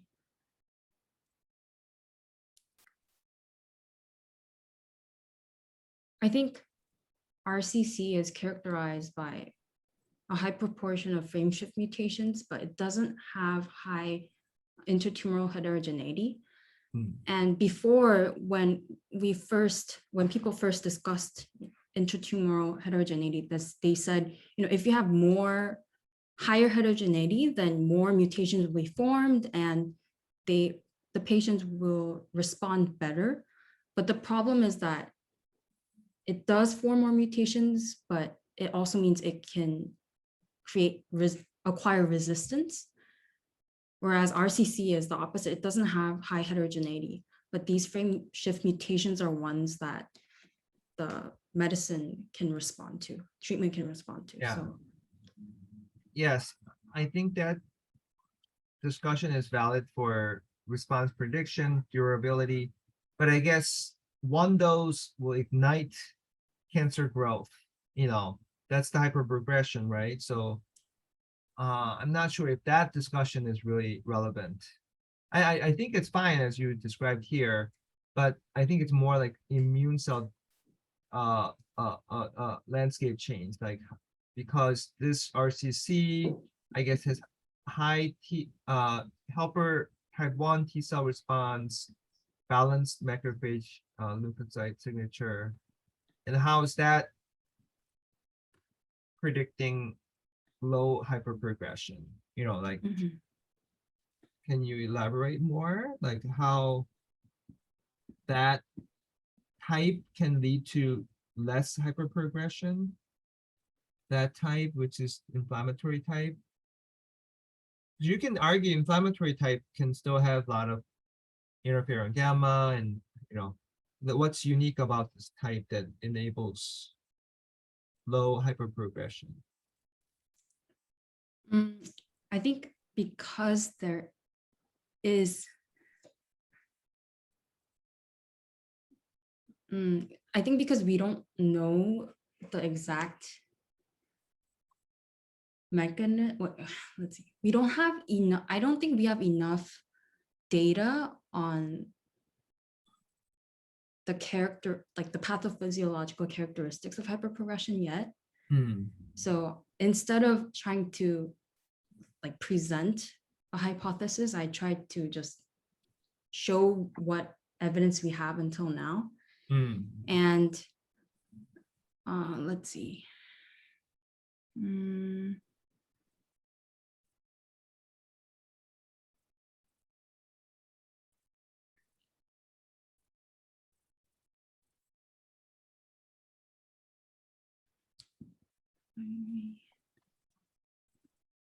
So this is a paper on primary adaptive and acquired resistance to cancer immunotherapy. It's from 2017.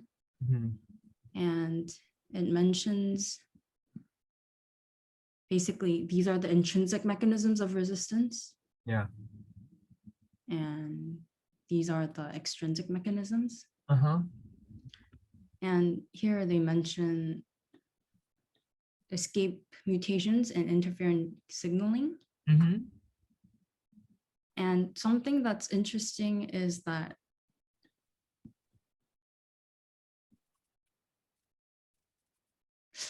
I don't, wait, let's see.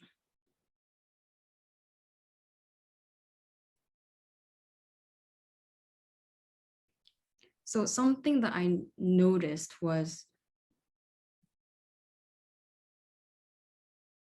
this paragraph you see here. Yeah. This was a paper on hyperprogressive disease in sarcoma, which is known to be an immunologically cold tumor type. Right. And so I expected the hyperprogressive disease rate to be lower, but it's actually similar to lung cancer, even though it's only one study. Yeah. But something that something that the authors noted was that the patients with hyperprogressive disease had elevated interferon alpha and interferon gamma responses. And so here I wrote my hypothesis that it's probably associated with an ICI-induced tumor inflammation. And depending on the tumor type or the immune subtype, different courses can take place. because we know that a lot of different factors work together. So I don't know if that makes sense. No, it makes sense, but I guess a lot of people would think tumor inflammation is good for, immune response, but here when we say inflammation, it's bad for killing cancer. This inflammation is different. So in that case, it's inflammation, but it's immune suppressive, meaning like there's less immune editing going on if you have this kind of immune inflammation. Mm, So I think you have to convey that nuance a little bit more. Like mhm, when people hear immune inflammation, tumor inflammation, oh, there's gonna be more response, more immune cells infiltrating. But it's not Mm. that. It's the paradoxical role of interferon gamma.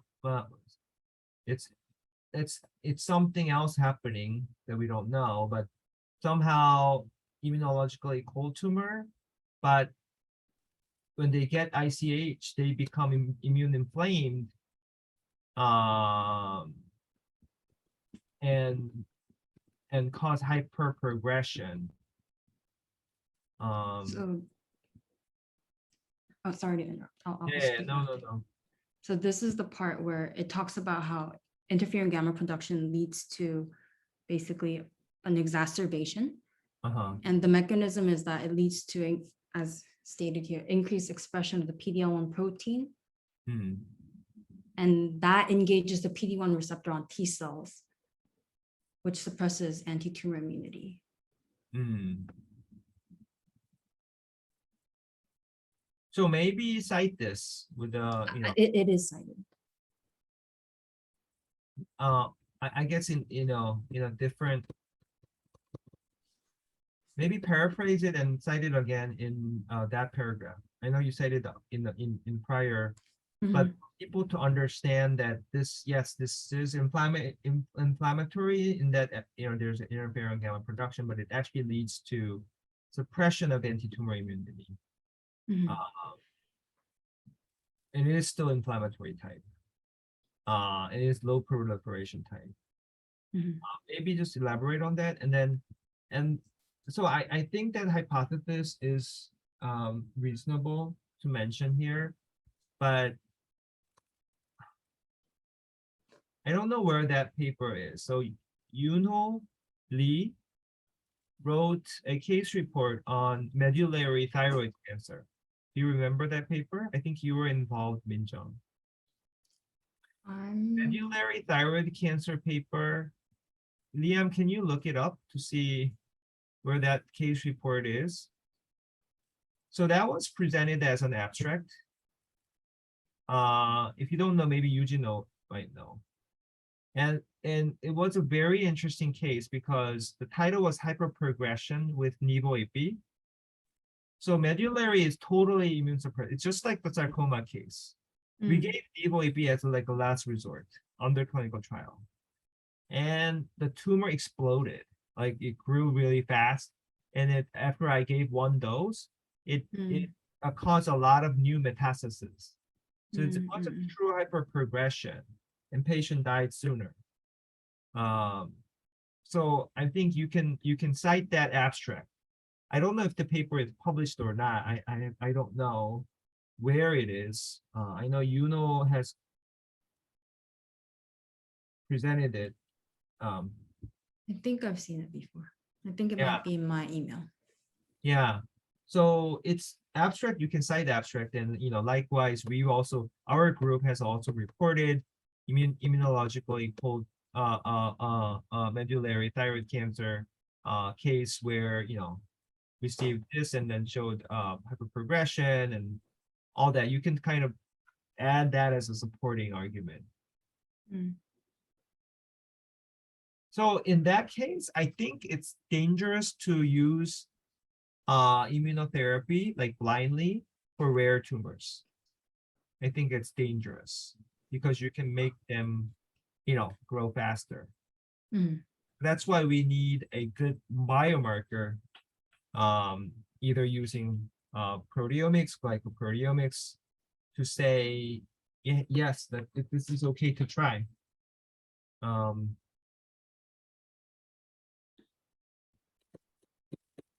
You know, you can actually add that sentence in this is discussion. We can say, you know, given this observation, it may it may be prudent to have a biomarker based approach for developing immunotherapy when developing immunotherapy for what we consider to be immunologically cold tumor or something like that. So we don't, we don't want to just blindly give it, even as a clinical trial. We want a biomarker based approach. That's why we're doing like Liam with Regeneron and Lunit. This is what we're doing. Like, in the best way to see what's inflamed, what's not inflamed, and all that is what? Doing a Lunit scope, something like that. Like that you would see, is the good T cells infiltrated inside the tumor? Just by looking at H&E slide. And from all histologies combined, like tissue agnostic, we'll do a trial to see biomarker-based immunotherapy. Does that work? So if it works, it will work like PD-L1 or TMB, maybe even better. So that's what I envision the future to be. But very nice discussion. So I gave you a few comments to, strengthen that paragraph. Okay. Should we go back? Or Oh, do you have yeah, more? I'll stop sharing.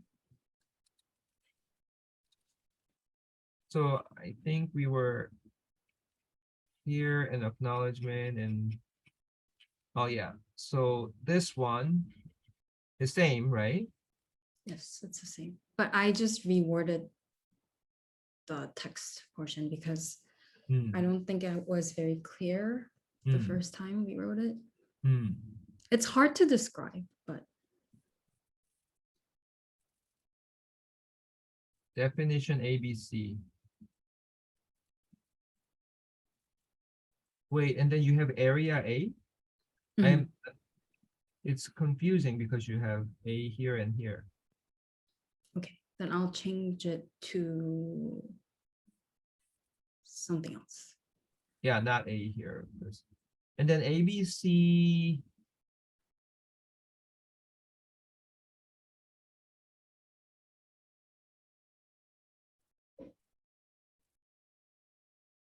So was it?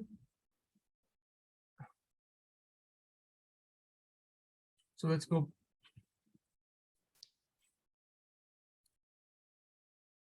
So what part is that discussion, figure for discussion? Let's see. Mm, Here, area A, so make it area D or something else, yeah. mm.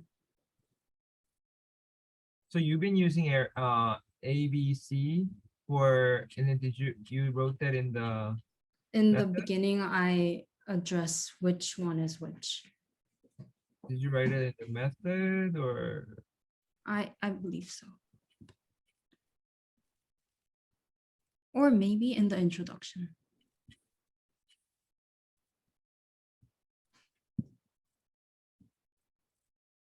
Yep, it's in the. Oh, no, it's not. Method?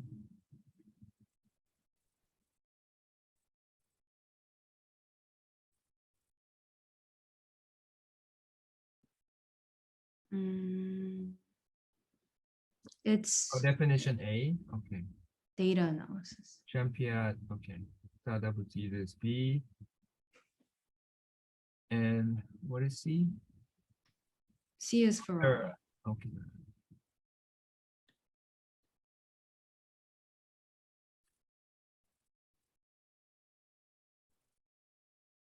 So I think, I know people can go back to method, but Mhm. the rule is a lot of times the figure and the footnote or figure legend has to be independent of the text. So I would still in A in parenthesis, Zarabuzi or some, I would still write it out so that people don't have to go back to the method to remind themselves. Okay, I just followed that convention because that's how the paper that originally presented this model, that's Mm, how they did it, but yeah, I think it's clear to include the name, so I'll do that. yeah.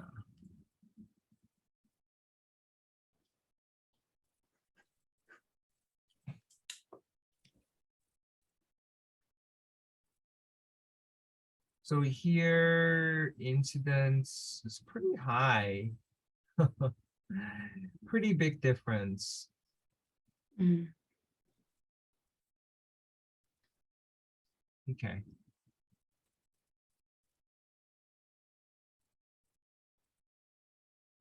Champion, Zarabuzi. So among three, would you go with Champia? If Yes. you have to choose one. Yes, I would go with Champions. And Champia, can you tell me why you prefer Champia? It looks like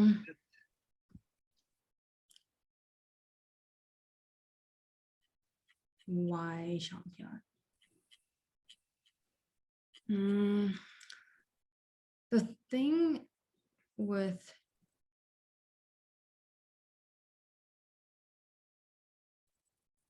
Ferrara's definition Mhm. is this group when they presented. So they made, sorry, I'm getting sleepy, so my words are getting mixed up, but Ferrara, when they first proposed their definition, they said, we're going to use the absolute difference in the rate of 50% Mm. in 2017. And in the cost paper, which present the mathematical model, Yeah. they looked at the lung cohort and they adjusted their threshold. They said, maybe 50 is not right. We should do 100. Oh. And then they said, but this 100 may only be specific to the lung. So I think they're still in the process of trying to define a threshold. I see. And I think it's more consistent at this point to use the ratio greater than 2. I think Mhm. that's one of the reasons. And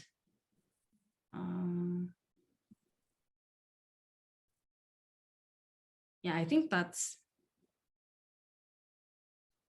in the long run, it may be better to use the absolute difference, because if you look at the cost paper, they show fluctuations. I can't describe it right now, but then they had a pretty valid reason for why they redefined the threshold. But I think at this point, because it was specific to one tumor type, I don't think we can generalize it to all other tumor types. Mm, mm, mm. Okay. I think the hyperprogression paper we're writing from our data set, we're trying to use Champion and then say, let's not just say resist define, but rather we'll say we're adding the new lesions Right. to define progression. Also, one other reason why I think Champion may be better than Ferrara is that when people in the papers that compared the different types of HPD definitions for their specific cohort, when they compared the concordance between the definition by Champion et al. Versus Ferrara et al., but including the criterion of progressive disease, there was pretty high concordance, whereas Ferrara et al. Was not. And so I think that's another reason. So tumor growth rate. So for the readers, I feel like in the method, I know they can always go back to the citations and figure out what this is. But it might be better to write it out for the readers. Okay.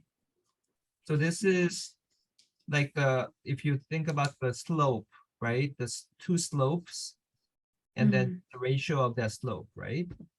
And then kinetics is more like absolute value difference.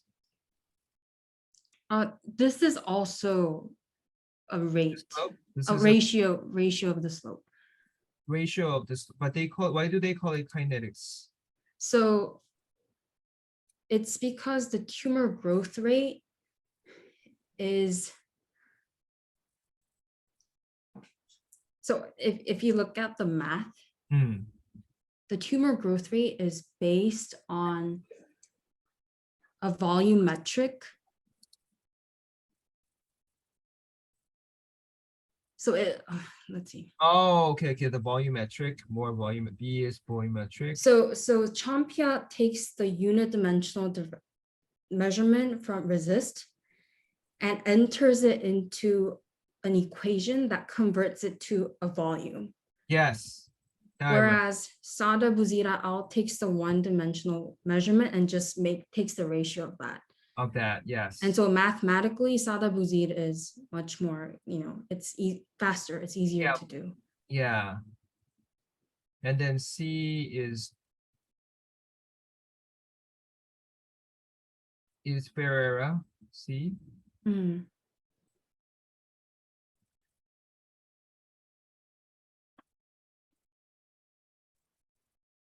So yeah, write out the equation in the methods for the three methods.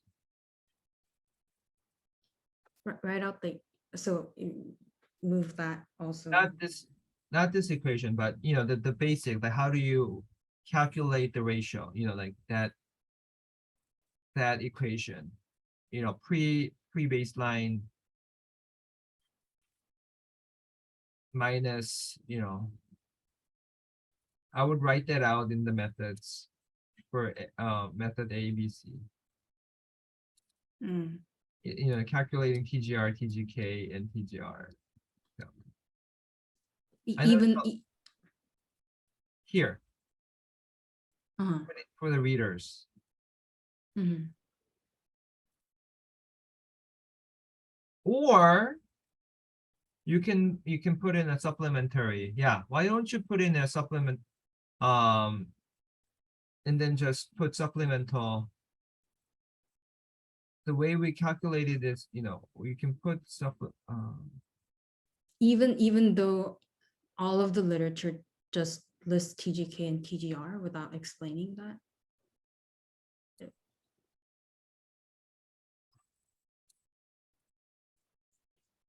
yes, even though previous literature don't do it, I think it's better to do it for the readers. Okay. Just to help them understand better. Okay.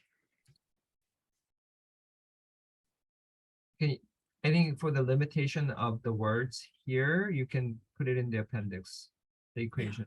Yeah. I think we're at the Yeah. borderline. So this is, yeah, I think this is pretty much it, right? Yeah, and the supplement, I'm sorry for taking up so much time, but the supplement has new additions that I think you can quickly look at.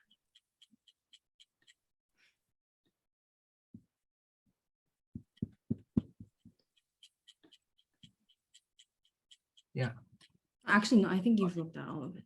Yeah. This one is Yep. the categorization.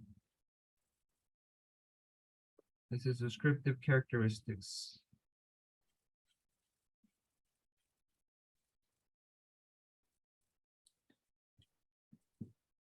Okay. Yes, this is a.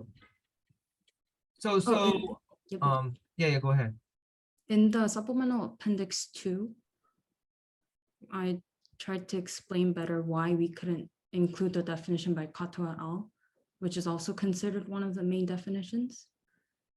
And so I went and addressed how it's not only bidimensional, but because it's bidimensional, there are implications when you try to compare, a bidimensional based tumor size measurement versus a unidimensional criteria, which RESIST is.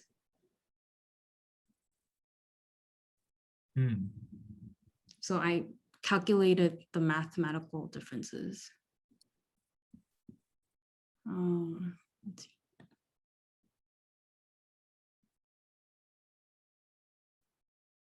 So it's the sentence that starts with, while the implications of this difference seem insignificant. 50% increase in tumor burden by dimensional measurement correspond to 84% in volume, while a RECIST-based. Thus, the authors of the studies that used definitions that were modified or based on Kato were contacted to request an adjusted instance based on one of definitions A to C. Okay, that's reasonable. So the point you're trying to make is that I guess the Kato paper incident, we can't adequately compare unless they give us additional information. Right, unless it's based on the RECIST criteria. Yeah. Okay. And did most authors give you the result data, or they didn't? So if you look at the figure 1 from the manuscript, Mhm.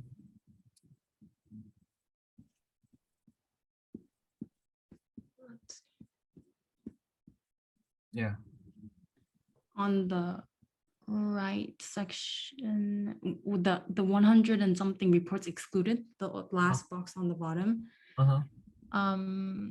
The 9 papers with differences in methodology and the 14 papers with modified tumor kinetics-based definitions. Uh-huh. So that's a total of 23 authors were not able to provide an adjusted incidence, Oh, either because they just didn't respond or they were just not able to at the time, which happens often in meta-analyses. And if you look at the box to the left, there are 11 papers, I believe. Wait, I can't see. Yeah, with readjusted incidences. So I contacted, I think, around 40, and yeah, 10 or so provided an adjusted incidence.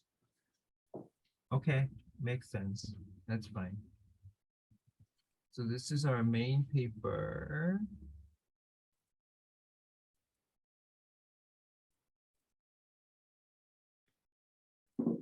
Results.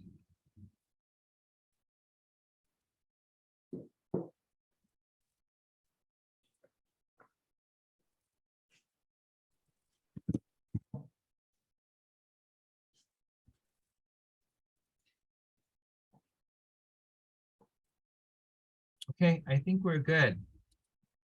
So do you think we'll have chance in Lancet? Only God knows. I'm just thankful to be done, but also I'm thankful that it's a better version than what it was before, because the peer reviewer from our first submission was really kind, and he added citations for all the things that needed to be fixed. He was like, here's the citation that you need to look at in order to fix this portion. And so that reviewer was really thorough, and I'm really grateful that he or she went out of their way to give such, a comprehensive feedback on which parts were lacking.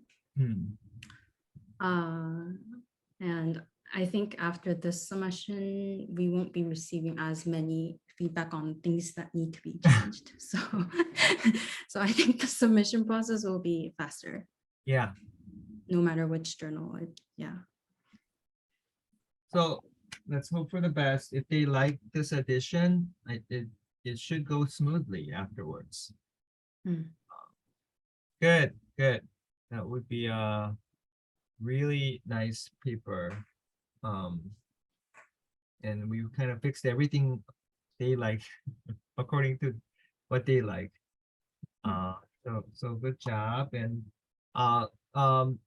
so through Liam, continue to help the our Northwestern data discussion. I think it's almost written up.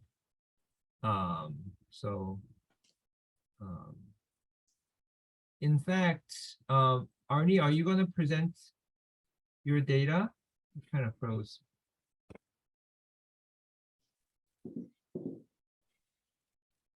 Arnie?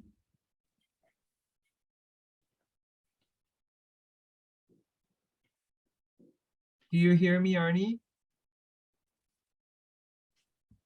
Hi, Dr. Che. Hey. Yeah, Can you present your data? Minjung just presented the hyperprogression. So I know you've done hyperprogression. yeah. Actually, I see it little. Yes. I don't know. Is my voice really noise or not? Because right now I was in the airport. I was like in the layoff, waiting for another flight. So I think, actually, I think for this time, I think Jihyun can present her table. So last week I already discussed a lot with Jihyun, and we make a really good discussion. Also like table. I only have one table to choose about the homework that you give me about how many lesions, like how many new lesions in hyperprogressions, and uniquely most of them have a new lesions in a new lymph node or like bone metastatic.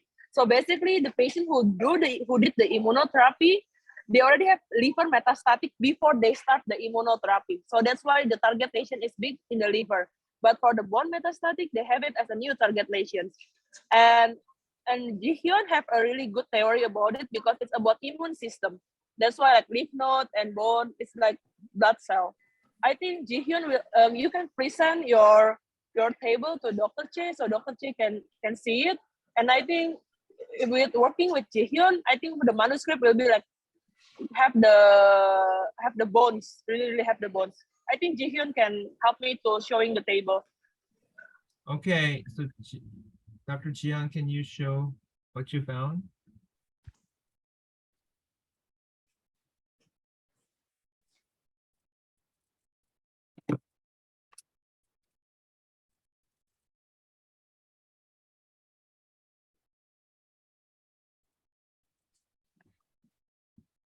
Sorry, I didn't notice. Okay, this is the table. Actually, we made it. This is table 1 should describe about the patient's characteristics. And I have a question to Dr. Che. Do we need this table 1 for the all characteristics of the patient's population? Yes, we need table 1, yeah. Okay, all right. And the second question, how can we express that the immunotherapy was used with only single agent and or the patient received the second line or third line? We couldn't find the exact word. So you should use regimen of immunotherapy. So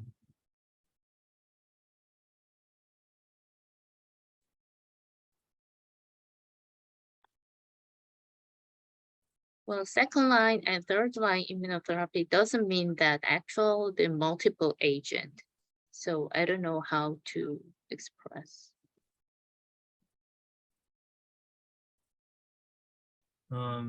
so you have to look at, so it's either it's just usually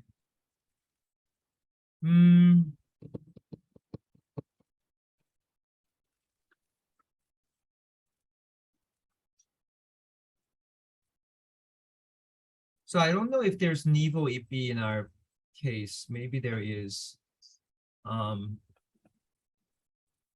So there may be different. So single agent immunotherapy, and you could say a dual immunotherapy, and then you have chemo immunotherapy. So you have 3 categories: mono immunotherapy, dual immunotherapy. Usually that's Nivo-Ipi, and then you have chemo/immunotherapy. That's like carbopen pembro, things like that. So you can. Okay, then you mean that I saw another table. Oops. Could it be this one? IO only. Yeah, IO only is, it could be dual too. So it's either mono or dual. Okay. It's I all got it. IO. Okay.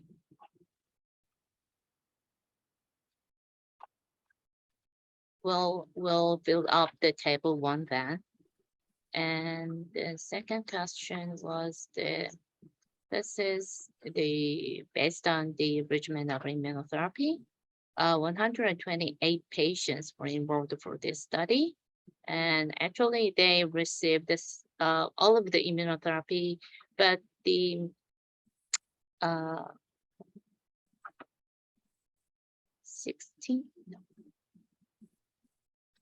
patients received more, second line, third line immunotherapy after single agent was done. So actually it was described as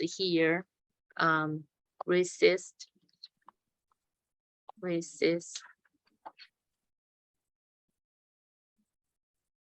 like this, but it is not based on the resist 1.1 because it was defined based on these paper. So could it be described as only one target lesion or the target plus single lesion?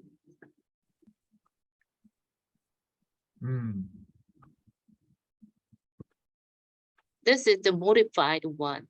That means we just see the target and then we see the different other new target and then Right. we're all sum up. Yeah. So I like it. So the only target lesion is you could just say resist 1.1 Mhm. and well, I guess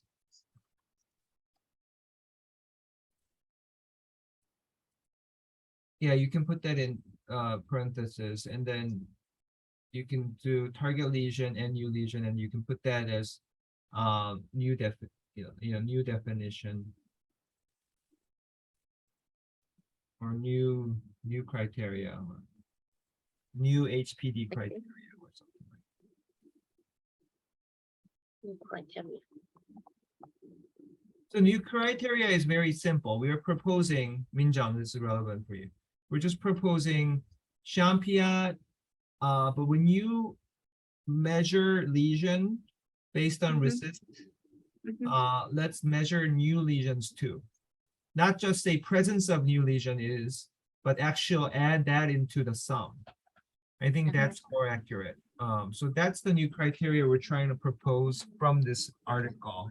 And we wanted to show that how things get differently presented if you use our definition.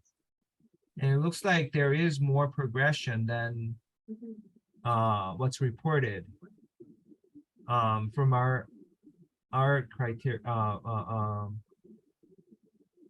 database. So this is a big Okay. difference, 5 to 15, 10 to 15, 0 to 9. Yes. Yes. This is great work.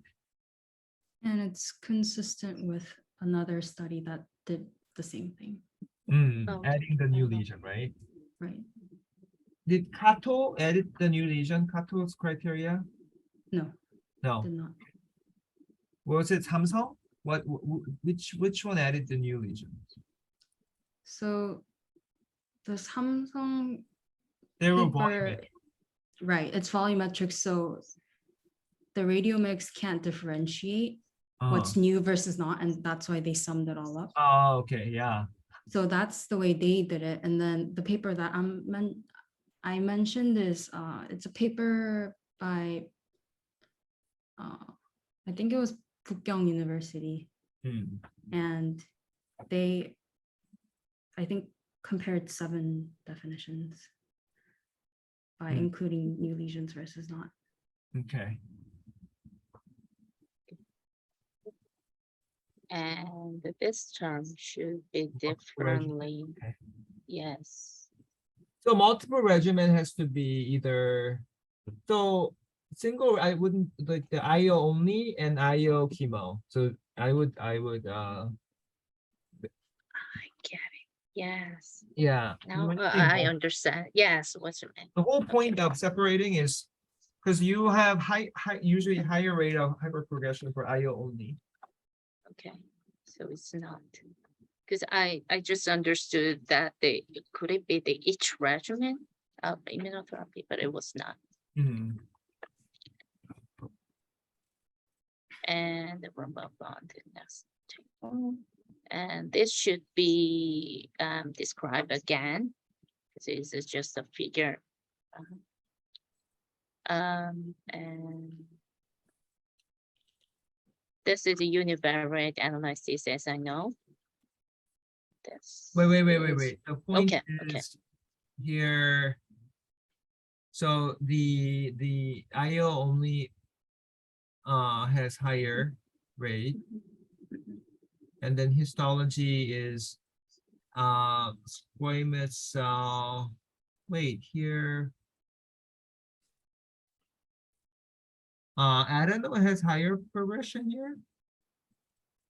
No, adeno has lower. Because adeno makes up a much bigger chunk of the patient population. So if you look at the incidence rate, it's much lower than the rest of the histologies combined.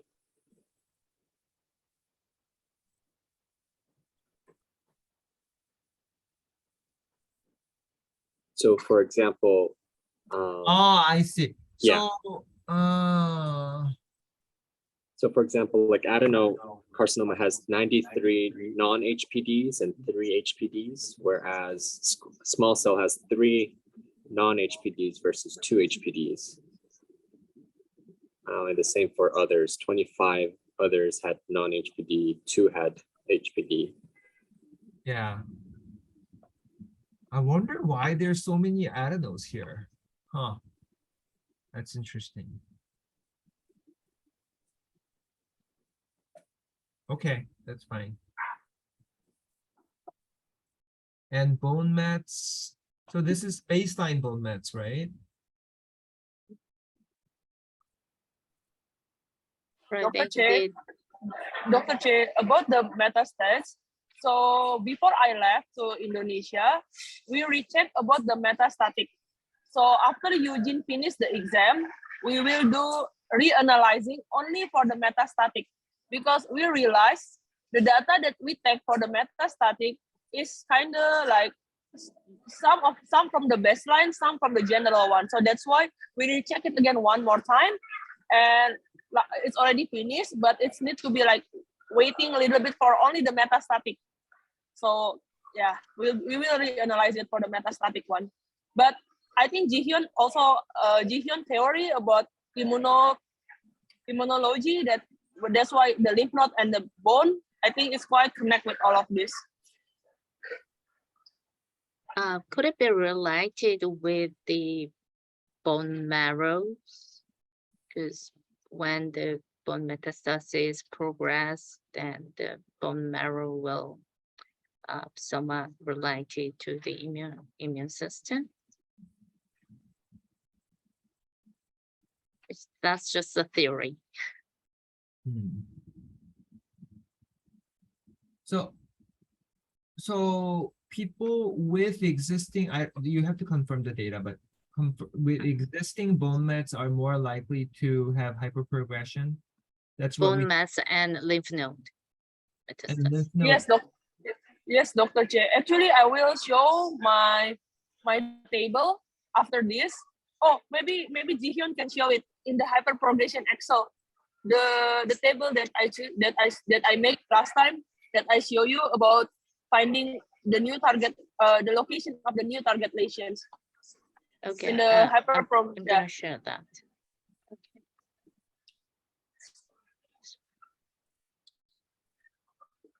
In the no. In this, I think the second sheet, second or the third sheet. Go from the first. Okay. Going left. That's MRN of per definition. That's one. Yeah, I already make it last time, Dr. Che. So I try to find each for each NRM which the new lesion is being. It's where is it? So and I make the summary in the down. The table in the down. Yeah, so this is the summary.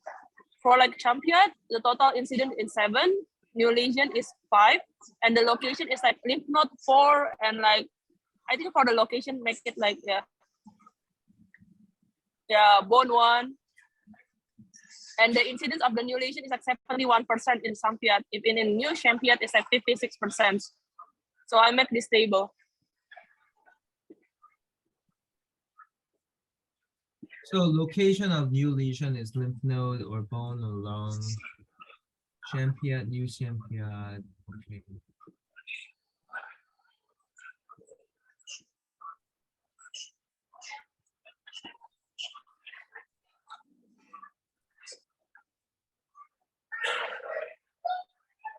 So what is the percentage? 71, what's 100? What does that mean? Oh, 71%, it means like the incidence of the new lesion of the hyperprogressions, because you asked me like how many patients who have a new lesions in the per definition that have hyperprogression. So that's, I count it one by one. So per definitions.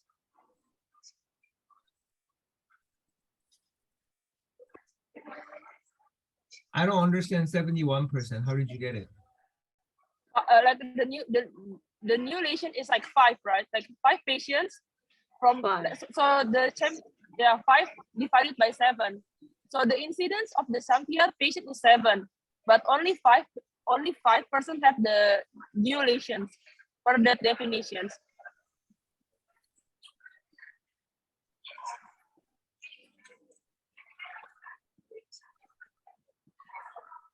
So I'm trying to understand that. So the Champiat hyperprogression is defined by RECIST. But when you have, so, and it has to be ratio greater than 2. So it's, well, I guess the Champiat hyperprogression by Champiat criteria is 12, but it happens that the five of them had new lesion. So that's 71% out of 12. Now, if we apply the modified version of Champiat, then you have 16 incidents and new lesion. So 9. it's adding 4. So the new lesion, developing new lesion is about 56%. Okay. Okay, so I feel like I just want readers to understand what we're trying to do here. So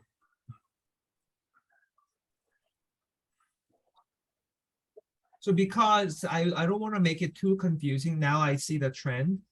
I would, let's say, we're proposing the modified Champiat as our new definition. So let's forget the Sarabuzid and Ferrara. Let's just show Champiat and new Champiat, or new definition of our own. I'm saying per prior definition, 12 with 5 new lesion. Now we apply the modified Champiat, then we have 16 hyperprogressors with 4 more new lesions. And because of that 4 more new lesions, included according to our new definition, incidence of, increases from 16, I guess from 7 to 16. So I think it's better to have a table or pie chart showing this change, maybe prior and after applying new definition pie chart change, and that adequately explain that in the results section. Only with the Champiat definition. Yes. Okay, so we're gonna, Okay, Dr. we're Chen. not using Sarabuzid or Ferrara either. Yeah, Got I it. think it's going to be confusing. Okay. Okay. Do you agree? Okay, you can back to your turn. Injong, do you agree? I'm still trying to make sense of What that means? because if I understood you correctly, Dr. Che, you were saying that for the Champiat definition, there was a total of 12 with HPD. I think that's what you said. Oh, I'm sorry, seven. Seven. Okay. Then Yeah, I think no, I think I've I yeah, said wrong. 7 out, so 5 out of 7 is 71. Yeah. right. 5 and 9. So we're trying to see the contribution of new lesion in terms of defining hyperprogression. Mhm. And in Champiat, it doesn't contribute it at all because it's not taken into the equation. Right. You have to make that argument, but in real life, I think it does. I think it does. Mhm. So Arnie, write that out when you do the discussion, and Minjung, you can help. Yeah, I will. The presence, only defines the present, whether this is progression or not even hyperprogression. But actual in the equation, the calculation, where the volume of the new lesion is not taken into account, and it should. That's what we think. Okay, Okay. anything else? Okay, we will write it down, and maybe in the next lab meeting, maybe and Jihyun can discuss more again and talk about at least we can show you a little bit of the manuscript. Is there any other more table that you want to show Jihyun? Yes, one moment, please. So, we just sum up the multivariate analysis as one table, but based on the Dr. Chan's advice, it should be removed in this table, right? No. For this, we are still doing it, but we are Okay, for that high chart only. okay. So we remain this one, okay. I'll do the project with the RNA more, and then we'll present Yeah. in next lab meeting. I feel so thankful because like right now Jihyun really fast absorbing all the baseline of the hyperprogression, so it's really easy to work with her. And yeah, we have a discussion. I think I will work with her also, even I'm in Indonesia. So we will keep doing this project together, and we will share the manuscript maybe in the next lab meeting. Yeah. So ECOG status is very predictive of hyperprogression. Oh yeah. Did you see that, Minjung? In prior The- papers? Yes, I have. ECOG. Okay. Mhm. So ECOG is really a lot of times predictive of tumor burden. They're like, Mm. so it might be just indirect indicator of higher tumor heterogeneity, proliferation type, Okay, next. I have one more. Uh-huh. Sorry, too much, because I did several works. There's the figures. We have several questions. Do we need to make a flow diagram for the population? How we select the The exclusion criteria. The Uh-huh. exclusion criteria of the sample that we use. inclusion or From 300. exclusion criteria? Yeah. We need to make it. Yes. Oh, then Dr. Chia, I have a question. For the end of the flowchart population, you want to put 126 or 144? It should be the 126 patients because the single regimen for the end of the flowchart. Yeah, 128 or 144 for the end of the flowchart. Again, what's the difference? 100 28 was used as, the single agent, what I described in the table. And 144 was the multiple regimen, what I described in the table. That is the difference. Hmm. So what should be the final population? Oh, so yeah, everyone combined. So bigger. Okay, okay, Okay, then, 144. okay. Okay. Then, Minjung, your paper is immunotherapy only, right? No chemo immuno combined? There are some, I think there's 2 papers where it's combined. But did you pull them in meta-analysis? I didn't do any subgroup analysis based on the therapy type, so. Okay. I think that's another limitation of the study because I guess those did the combination with chemo. If Mhm. they are mixed in the meta-analysis, that creates bias. Hmm. But I think you can do away with it.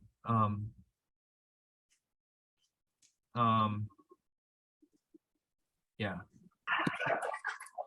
So if, this isn't related to my study, but for the PowerPoint, if it's 144, I think Dr. Arnie already created a consort diagram before. So for this. basically, but I remember that, but basically it's kind of rejected the diagram, and right now, I need to make it again from the scratch. But before I haven't I make it, the problem actually I'm thinking if we took the 144, I really confused how we excluded at the end, because 300 people is like the number of the population of the total of the samples. The sample is like per person, 300 persons, but we want to change it into 144 regimen.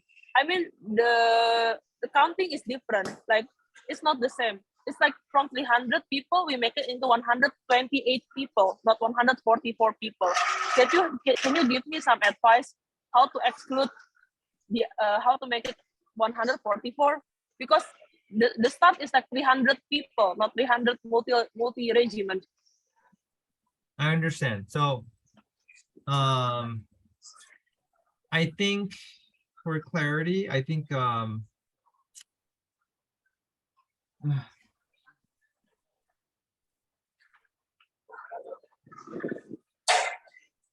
okay, let's do this.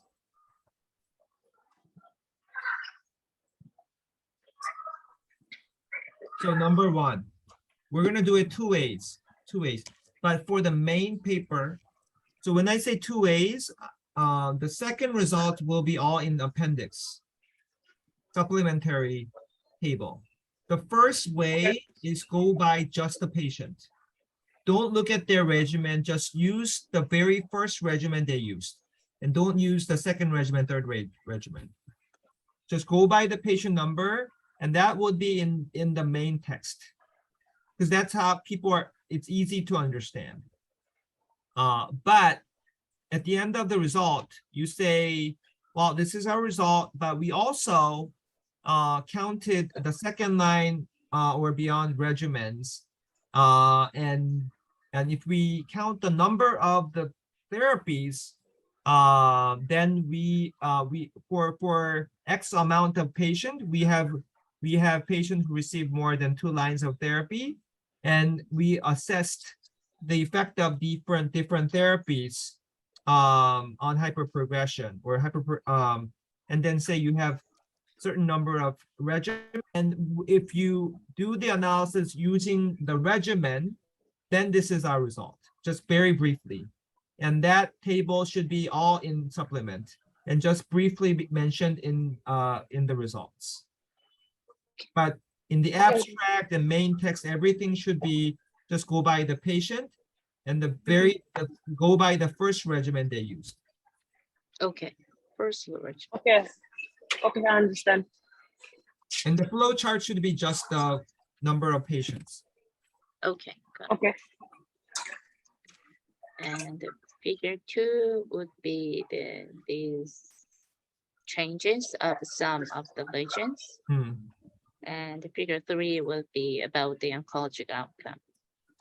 So we think 4 or 5 tables with the 3 figures. You think so? No, I think There this are- is the- now, Yes.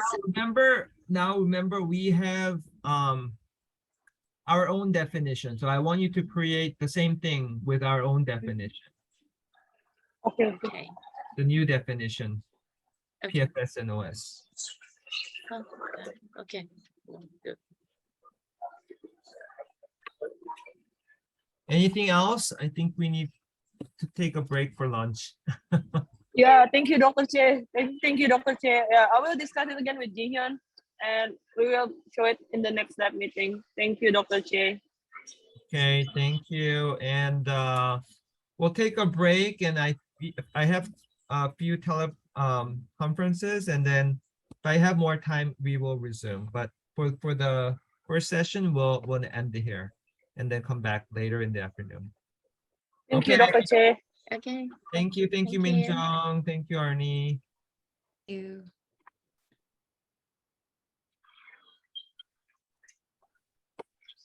Jihyun, are you still there? Is Jihyun still there? Okay, he's gone. Oh, thank you, Dr. Che.